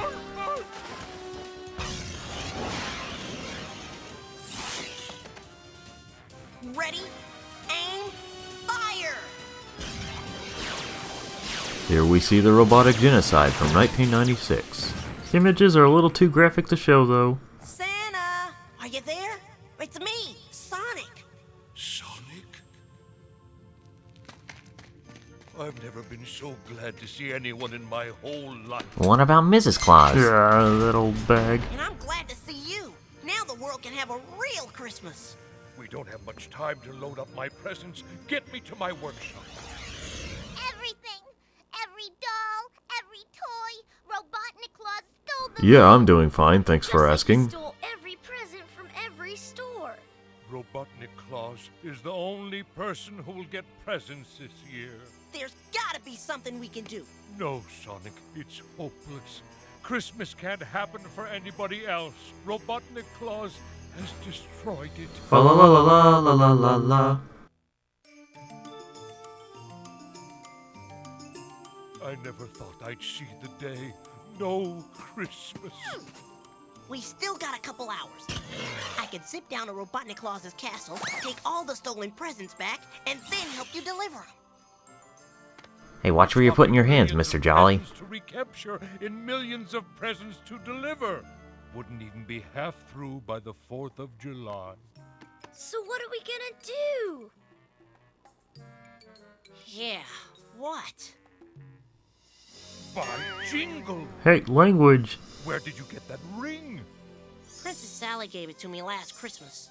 And this'll be the second year I haven't given her any presents. Follow me. This may be the answer to everything. Huh? You think the elf could be any closer? I discovered these ancient pictographs when Robotnik SWAT bots held me prisoner down here. Now take a look at this one. Look! It matches the squiggles on Sonic's ring! Vaguely. Whoever has that ring you're wearing can unlock the secret of ultimate velocity. Super speed? Extremely super.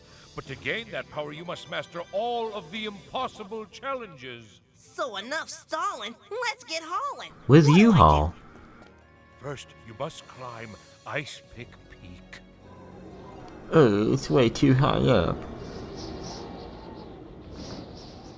No problem. There he is! Ho ho. Maybe you could pay attention more, Tails. Two-tailed dumbass. What was that? Nothing.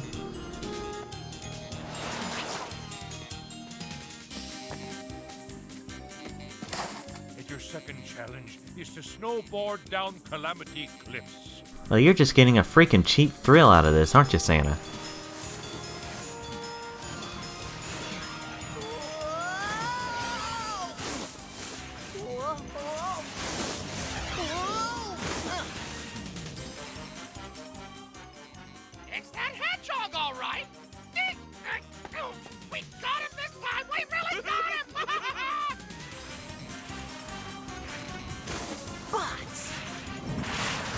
Well, I just can't bear the sight of them. This is all your fault. It's not. It was your idea. No, get up and help me find my head.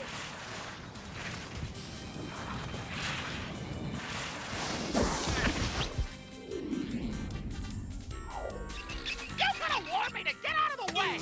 Yeah, well, you could have told me the trap was that close.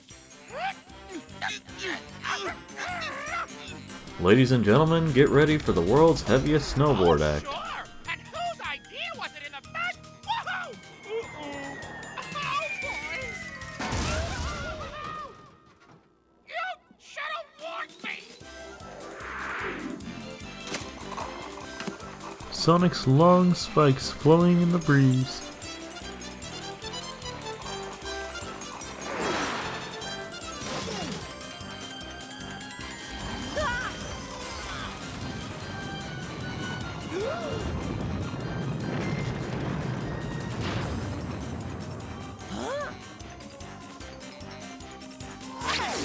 Sonic's cheating and I'm telling. Never do that again.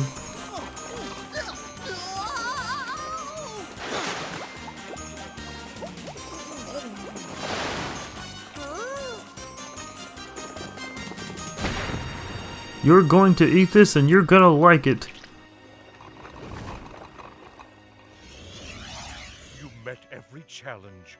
You won the power of ultimate velocity, supersonicness, and extreme speed, but I'm afraid it's too late to save Christmas. Wait, you mean I did all that crap for nothing?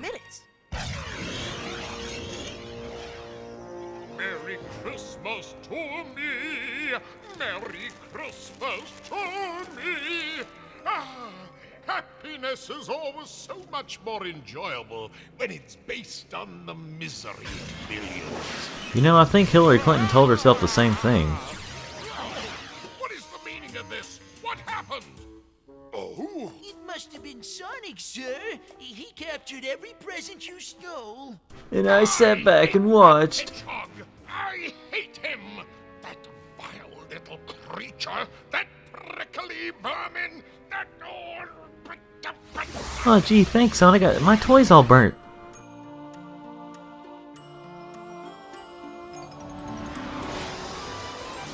What the?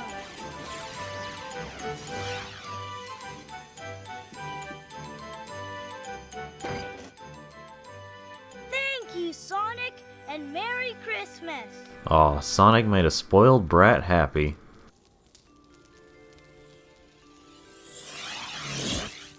Merry Christmas, Sal. I know we said no presents, but the one you gave me last year really came in handy. Mistletoe. Now continue to be buried under boxes. Amazing! You did it. You brought Christmas to the whole world. Well... I'm impressed. Really impressed. In fact, I think that Robot Santa was right. It's time for me to retire and turn my job over to you. Me? Wow! That's great! Now you're Sonic Claus! Sonic Claus? That's the dumbest thing I've ever heard. Sonic Claus! And he wishes all of you a Merry Christmas! The kid's right. An extremely Merry Christmas. Every year of your life. And remember to pick up Sonic Extreme this holiday season, which definitely will not be cancelled at all. And that was Sonic Christmas Blast. Thank you all for watching this video. If you'd like to see more videos like this, or any of my videos on this channel in general, then go ahead and click or touch that subscribe button, hit the like button if you like this video, and ending what I normally say now. And thank you for showing up, Git, and helping me out with this. Yeah, I'm always here. Probably because this is your voice and, you know, you're just pretending there's someone else here. And a Merry Christmas to you too, Git. And a Merry Christmas to all of you. Happy Holidays to all of you too.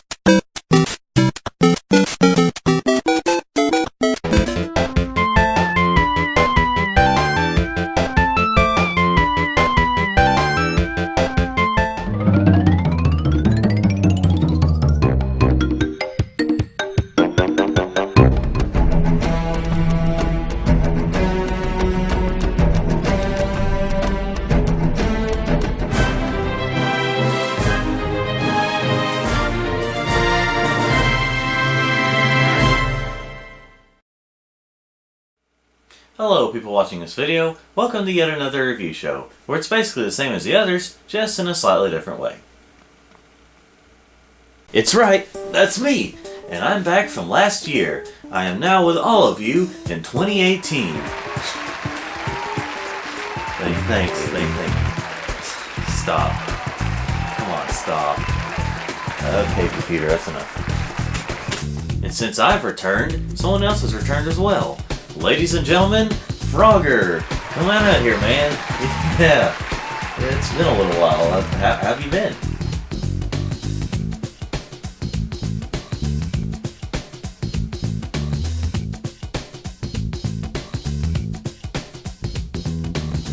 Okay, well, it's been good to see you. I'll see you next, okay. Anyway, a lot of you probably don't remember this, but back in 2009, there was a Frogger game with returns in the title, simply known as Frogger Returns. Very creative. Screw the info thing, and let's get started. Let's check out what I am sure is a top quality game.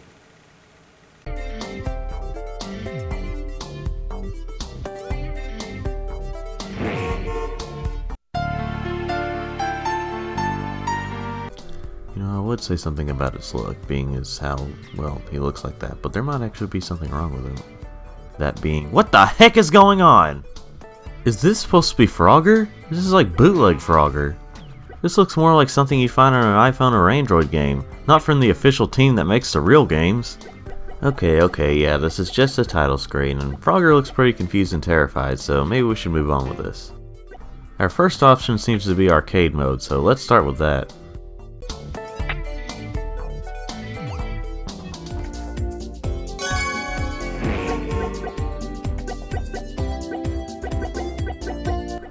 Well, this sure is Frogger, I'll give him that. A very basic Frogger game. I mean, there are power-ups here and there, and they are effective, although they don't always seem to work in your favor. But more on that later. One thing you'll notice is that the camera is not so good. There's been a few times where I miss a jump because of the perspective. I'm sorry, come again? They just went all out with their sound effects budget for this game. Top quality and originality. What in the name of fuck? Oh, and also many car and truck models. Ranges from orange car to white truck. And that's it. And we also have dogs, logs, and turtles. And let's not forget deadly boxes. At least this is set up differently from the regular Frogger games when it comes to the level design and stuff. But then again, the same could be said about the other games. Alright, on to the next level.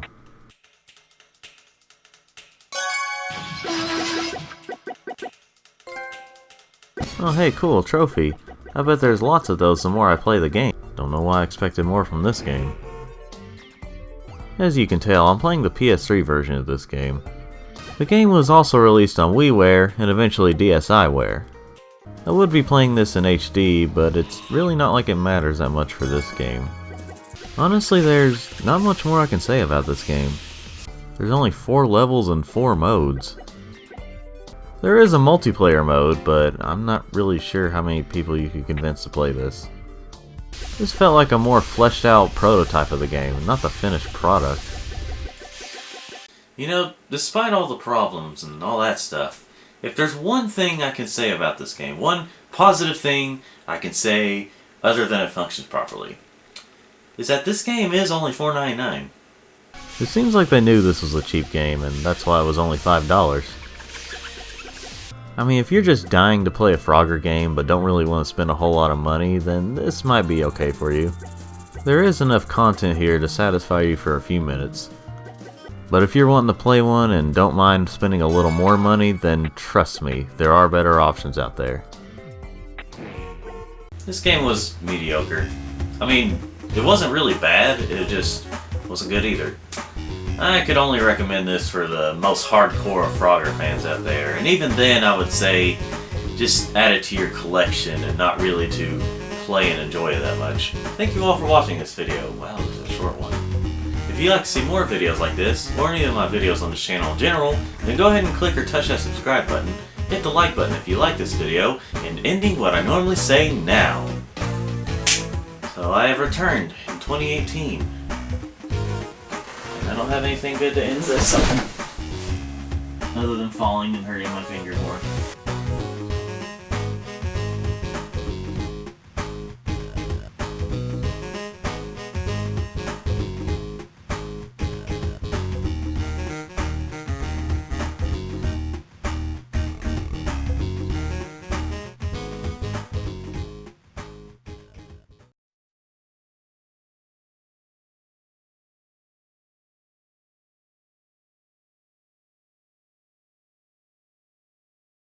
Boop-a-da-bop. Oh no!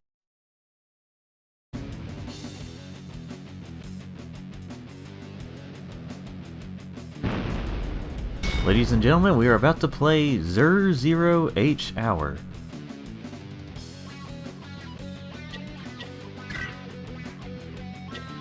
Sure sounds like whoever's playing the guitar sure is struggling with the Duke Nukem theme. Hail to the king, baby. Huh, must have picked right. Oh, you'd want that, wouldn't you? New York is in trouble, Duke. The alien scum have taken over the areas around Liberty Island. Without immediate intervention, they'll get the whole damn city. Your helicopter is waiting. Go kick some ass. Oh, it's a good thing that they censored ass in this M-rated game. Who the hell are you, my evil twin? I'm you, genius. If you don't go back in time and make things right, Earth's history will forever change. And mankind could be wiped out. Well, so much for my vacation time. My vacation was gonna be here at work. Let's go exploring. There's gotta be some way to open this door. I mean, they say activate it, but I don't know. Oh, look, a little knob. Okay, there we go. I don't know what I've been told. Hopefully this game will be sold. I don't know why that. I am voiced by Big the Cat. It ain't no bike, but it sure beats the hell out of walking. Duke, you know that biking can be a little more work than walking at times. Nice and quiet area.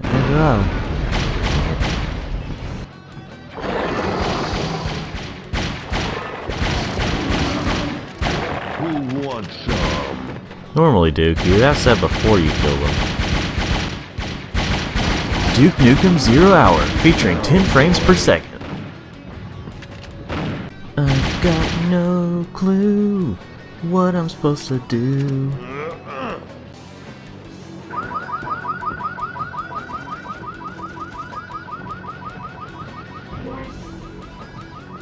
Anyone wanna, turn that off? I don't know what to do.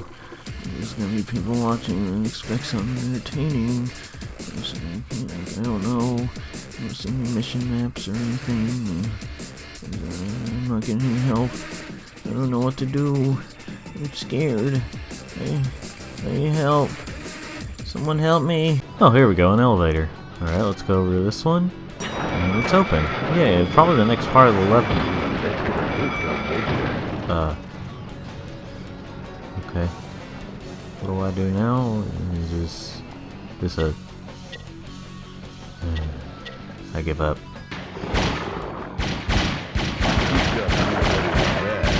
Boop-a-da-bop. Oh no!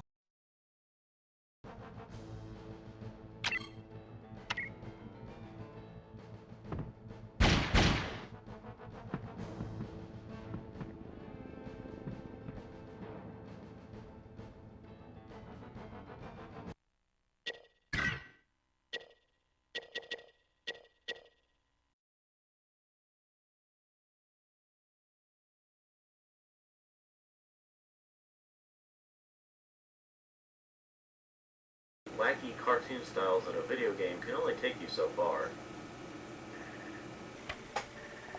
The controls in the game really aren't the best. I mean, they're both... Boy, I just can't make up my gosh mind for this flippin' show, can I?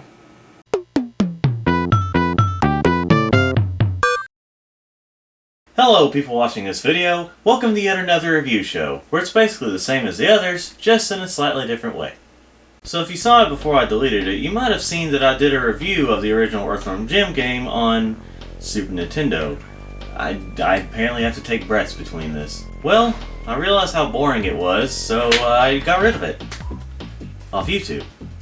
It may come back as like an extra thing sometime, but for now, it's gone. I think I just went through a cold winter phase where I just didn't want to put a whole lot of effort into my videos. Well, now the sun is bright and the powder's bitchin'. I mean, melted away, I mean. So here I am once again, back for more JonTron clone videos. I would have had the cheers in the background, but I already made that joke in my last Frogger video. My first time knowing anything about Earthworm Jim was not really in the games themselves, but rather the cartoon that was based on the games.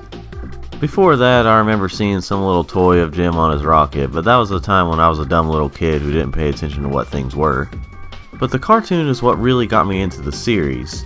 I didn't watch it while I was on TV, but I watched it on VHS. For those kids who don't know what a VHS is, they were before DVDs.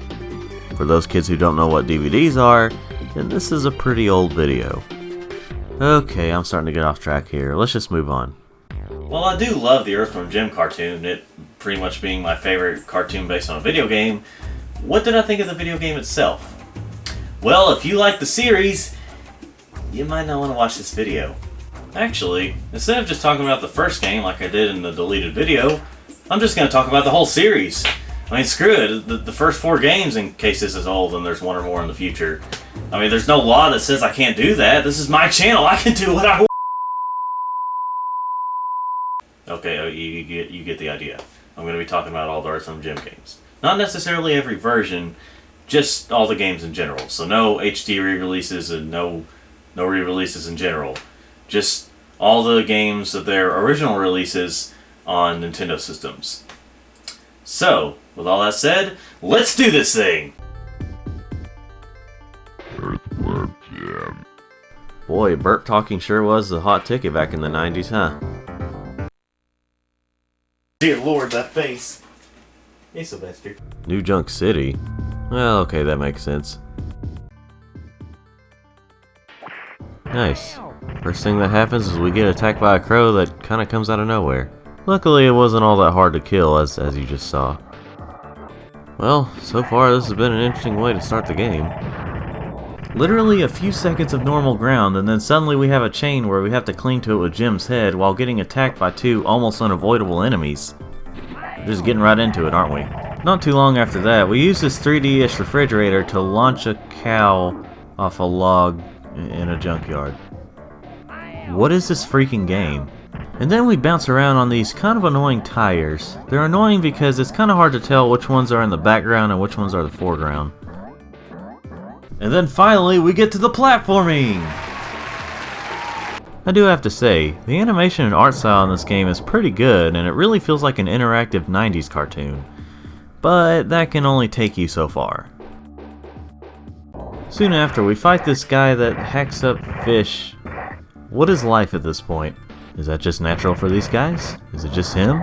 Does he pay his taxes on time? The next level has us racing Psychro in an asteroid belt.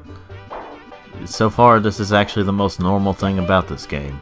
It's harmless for the most part. A little challenging, but not too bad. Groovy! Groovy! Groovy! And now it appears that we're in hell. Guess you shouldn't have groovied all over the place, huh, Jim?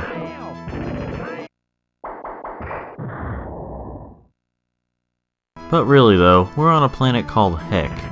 This is where the physics mixed with the art style really start to show how bad they are. There were a lot of moments where I tried to do what the game wants me to do, but it just doesn't register that way.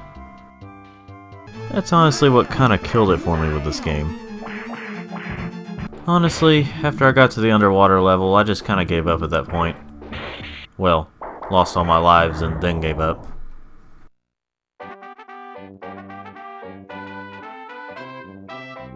The first Earthworm Jim game on SNES gets a 5 out of 10. Not bad, but not good either. So yeah, that's a thing now. We'll just see how long it lasts. So up next we have the official sequel to the first Earthworm Jim game, and it's cleverly named Earthworm Jim 2. Jim always dreamed that one day he could be the next Weird Al Yankovic. And then his girlfriend is stolen behind the Nintendo logo.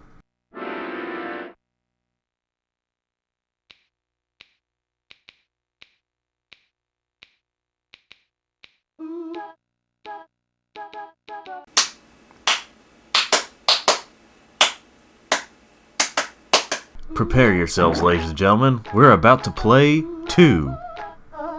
Well, we better not stay too long. Jim really looks like he has to go pee. So far, the art style actually looks pretty good. Looks like a slight improvement over the first game. It's just too bad they didn't seem to improve on the level design. Way cool. Once again, it's kinda hard to tell what's the background and what's the foreground. I'll save this old You know, they say respect your elders, which is true. It would just make it a hell of a lot easier if they wouldn't pull this crap. Okay, finally, I'm at the top.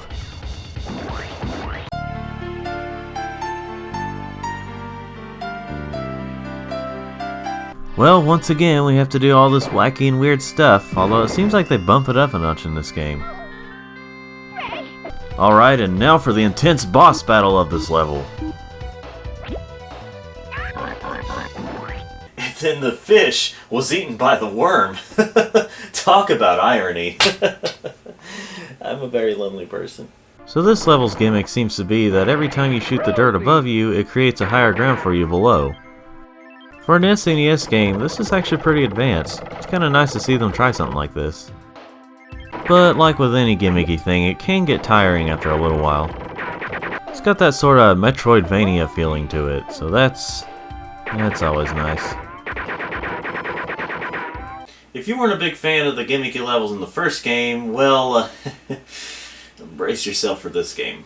Alright, so the next level has to do with puppy love, apparently. The first of the puppy love saga. The objective seems to be that you have to save these little puppies by bouncing them on a giant marshmallow until they reach the other side where Peter Puppy is. You just gotta be careful or else they'll...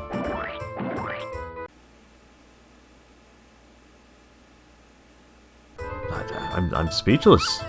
I'm just shocked that they were able to get away with this even back then. It'd be one thing if it was just a big tough bulldog or something, but these are little puppies splattering on the ground. I mean, it's not like red blood or anything, but still. Wow. Anyway, this level's annoying, and I lost all my lives here, because if you lose enough puppies, Peter Puppy becomes his monstrous form and attacks Jim, which causes him to lose a life.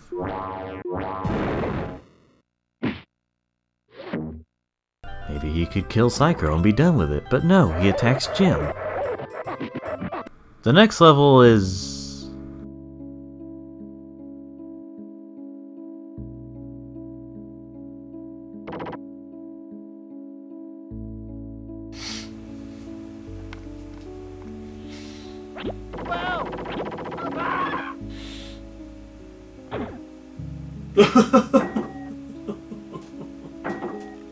I don't even know how to describe this level.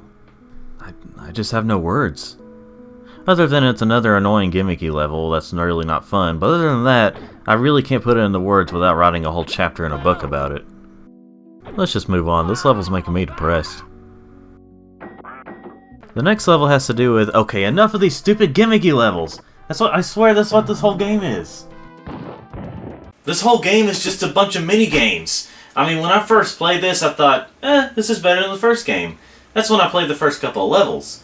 Then I continued on, and it's not all that great. I swear I was on this level for a long time and never finished it. I don't know what exactly they were thinking when they were making this level, but I imagine it went a little something like... Okay guys, so what we do is, we make the first couple of levels regular platforming levels, okay? And then the next one, okay, we take puppies, okay, they're thrown out of a building, and then we bounce them off a marshmallow into another building to save them. And if they don't, hold on just a minute, guys.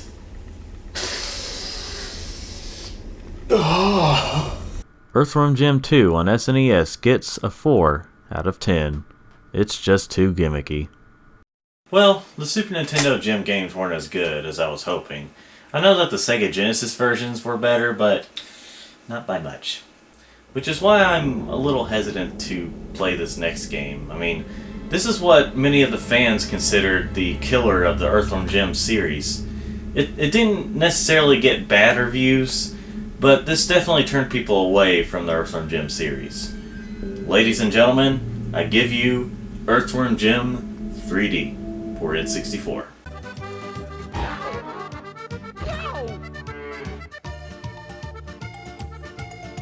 Well, Interplay sure did. Whoa, whoa, whoa, Rockstar? The company that made the Grand Theft Auto series made Earthworm Jim 3D. What kind of game am I getting myself into here? You join us in County Hospital, where our hero is in bad shape. The latest cow bashing has turned his brain into worm mush. Things look pretty bad. Only a miracle could save our boy now. At his bedside, close family and celebrity buddies fear the worst. Okay, this story sounds really depressing for a kids game, but I guess you have the happy music in the background to distract the kids from reading this, huh? Alright, after reading a whole bunch of dialogue, we... Oh god, cow nudity!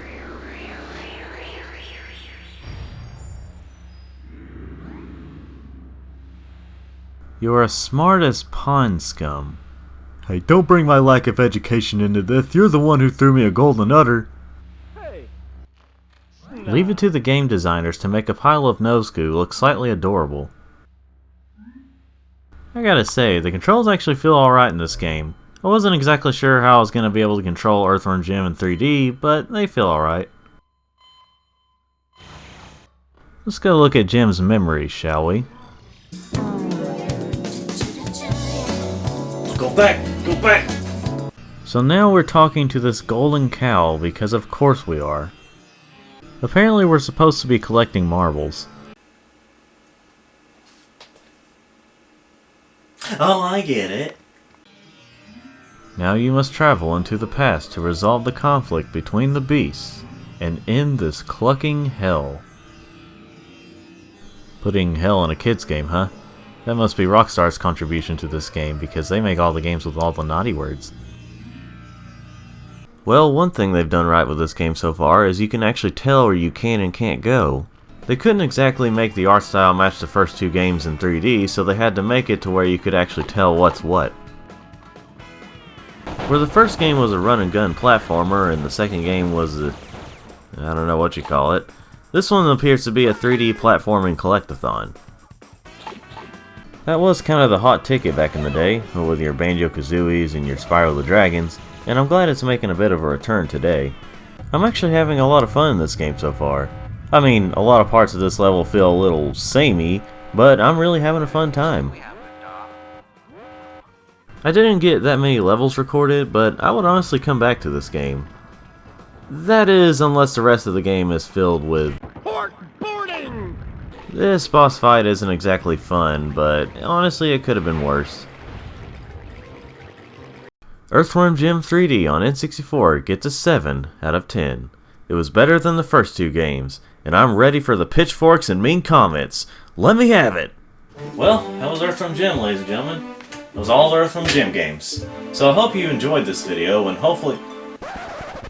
Wait a minute. The first 4 games, in case this is old and there's one or more in the future. I forgot a game. That's right. The latest one in the series. And it was for Game Boy. Ladies and gentlemen, let's talk about Earthworm Jim, Menace to the Galaxy. This was actually the first Jim game to come out only on a portable system.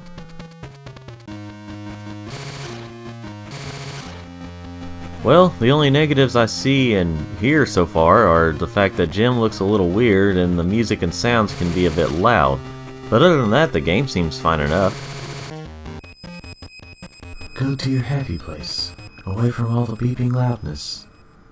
I'm really glad they made Jim the size he is in this game. Most games on Game Boy would have the character up really close and you can hardly tell what's going on. This one has Jim far enough away so that you can see plenty. I swear these look like you can go in them. I'm not crazy, am I? Like with Earthworm Jim 3D, you can actually tell what's what. Like what you can walk and jump on, what you can interact with and how you can interact with it, etc. So it appears that this game is also better than the first two games. Not by much, but I would still come back to this one. I know I didn't show much, but I can honestly say that Earthworm Jim Menace to the Galaxy for Game Boy Color deserves at least a 6 out of 10. It's not the best, but it's still fun. Wow, what a ride. I mean, I may not have liked the first 2 Earthworm Jim games, but I enjoyed the last 2. Ironically, the ones that people call the Jim Killers. I mean, I can kind of see why people like the first Earthworm Jim over the last 2, but I personally find it the other way around. I like the last 2. I enjoyed them. So, let's see that score.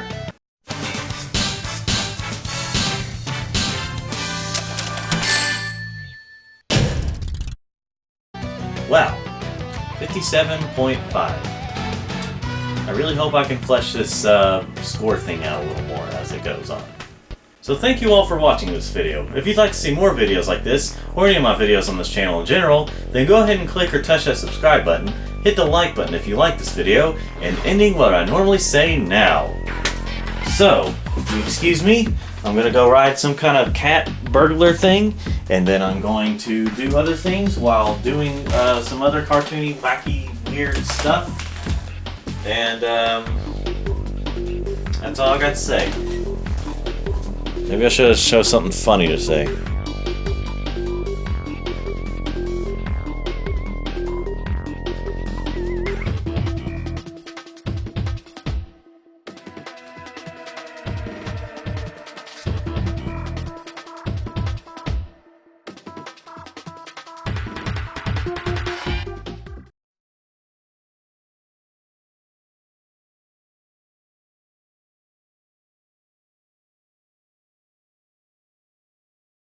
Boop-a-da-bop. Oh no!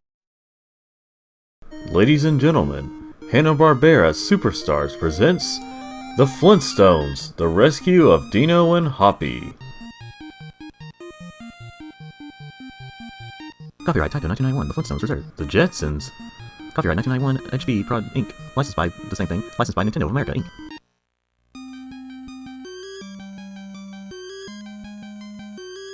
I guess they forgot that this was the NES and not the Game Boy. Also, what's with that music? I mean, it looks like it's a happy day, but the music makes it sound like there's some kind of villain. Oh.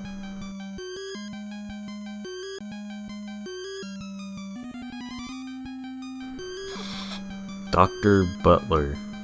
You have that name in the future? Okay, Dino looks pretty upset and Hoppy looks pretty confused, so let's just move on with this. Now that is the look of a man who has seen one too many cycles. These are some pretty basic controls for the game. You collect stuff, you attack, you climb, you jump. That's about it. I'm not sure what it is, but it really feels like this music is screaming at me.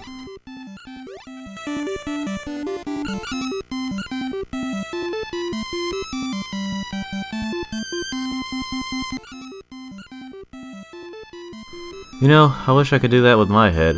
Hold on, let me give it a try. Never mind, it hurts. It would be really stupid if I could die from hitting that. The cavemen fight for dominance, to prove which one is the mightiest. Oh, was the washing machine done? You don't really get a whole lot of time to attack this guy before he attacks you. It's fairly challenging.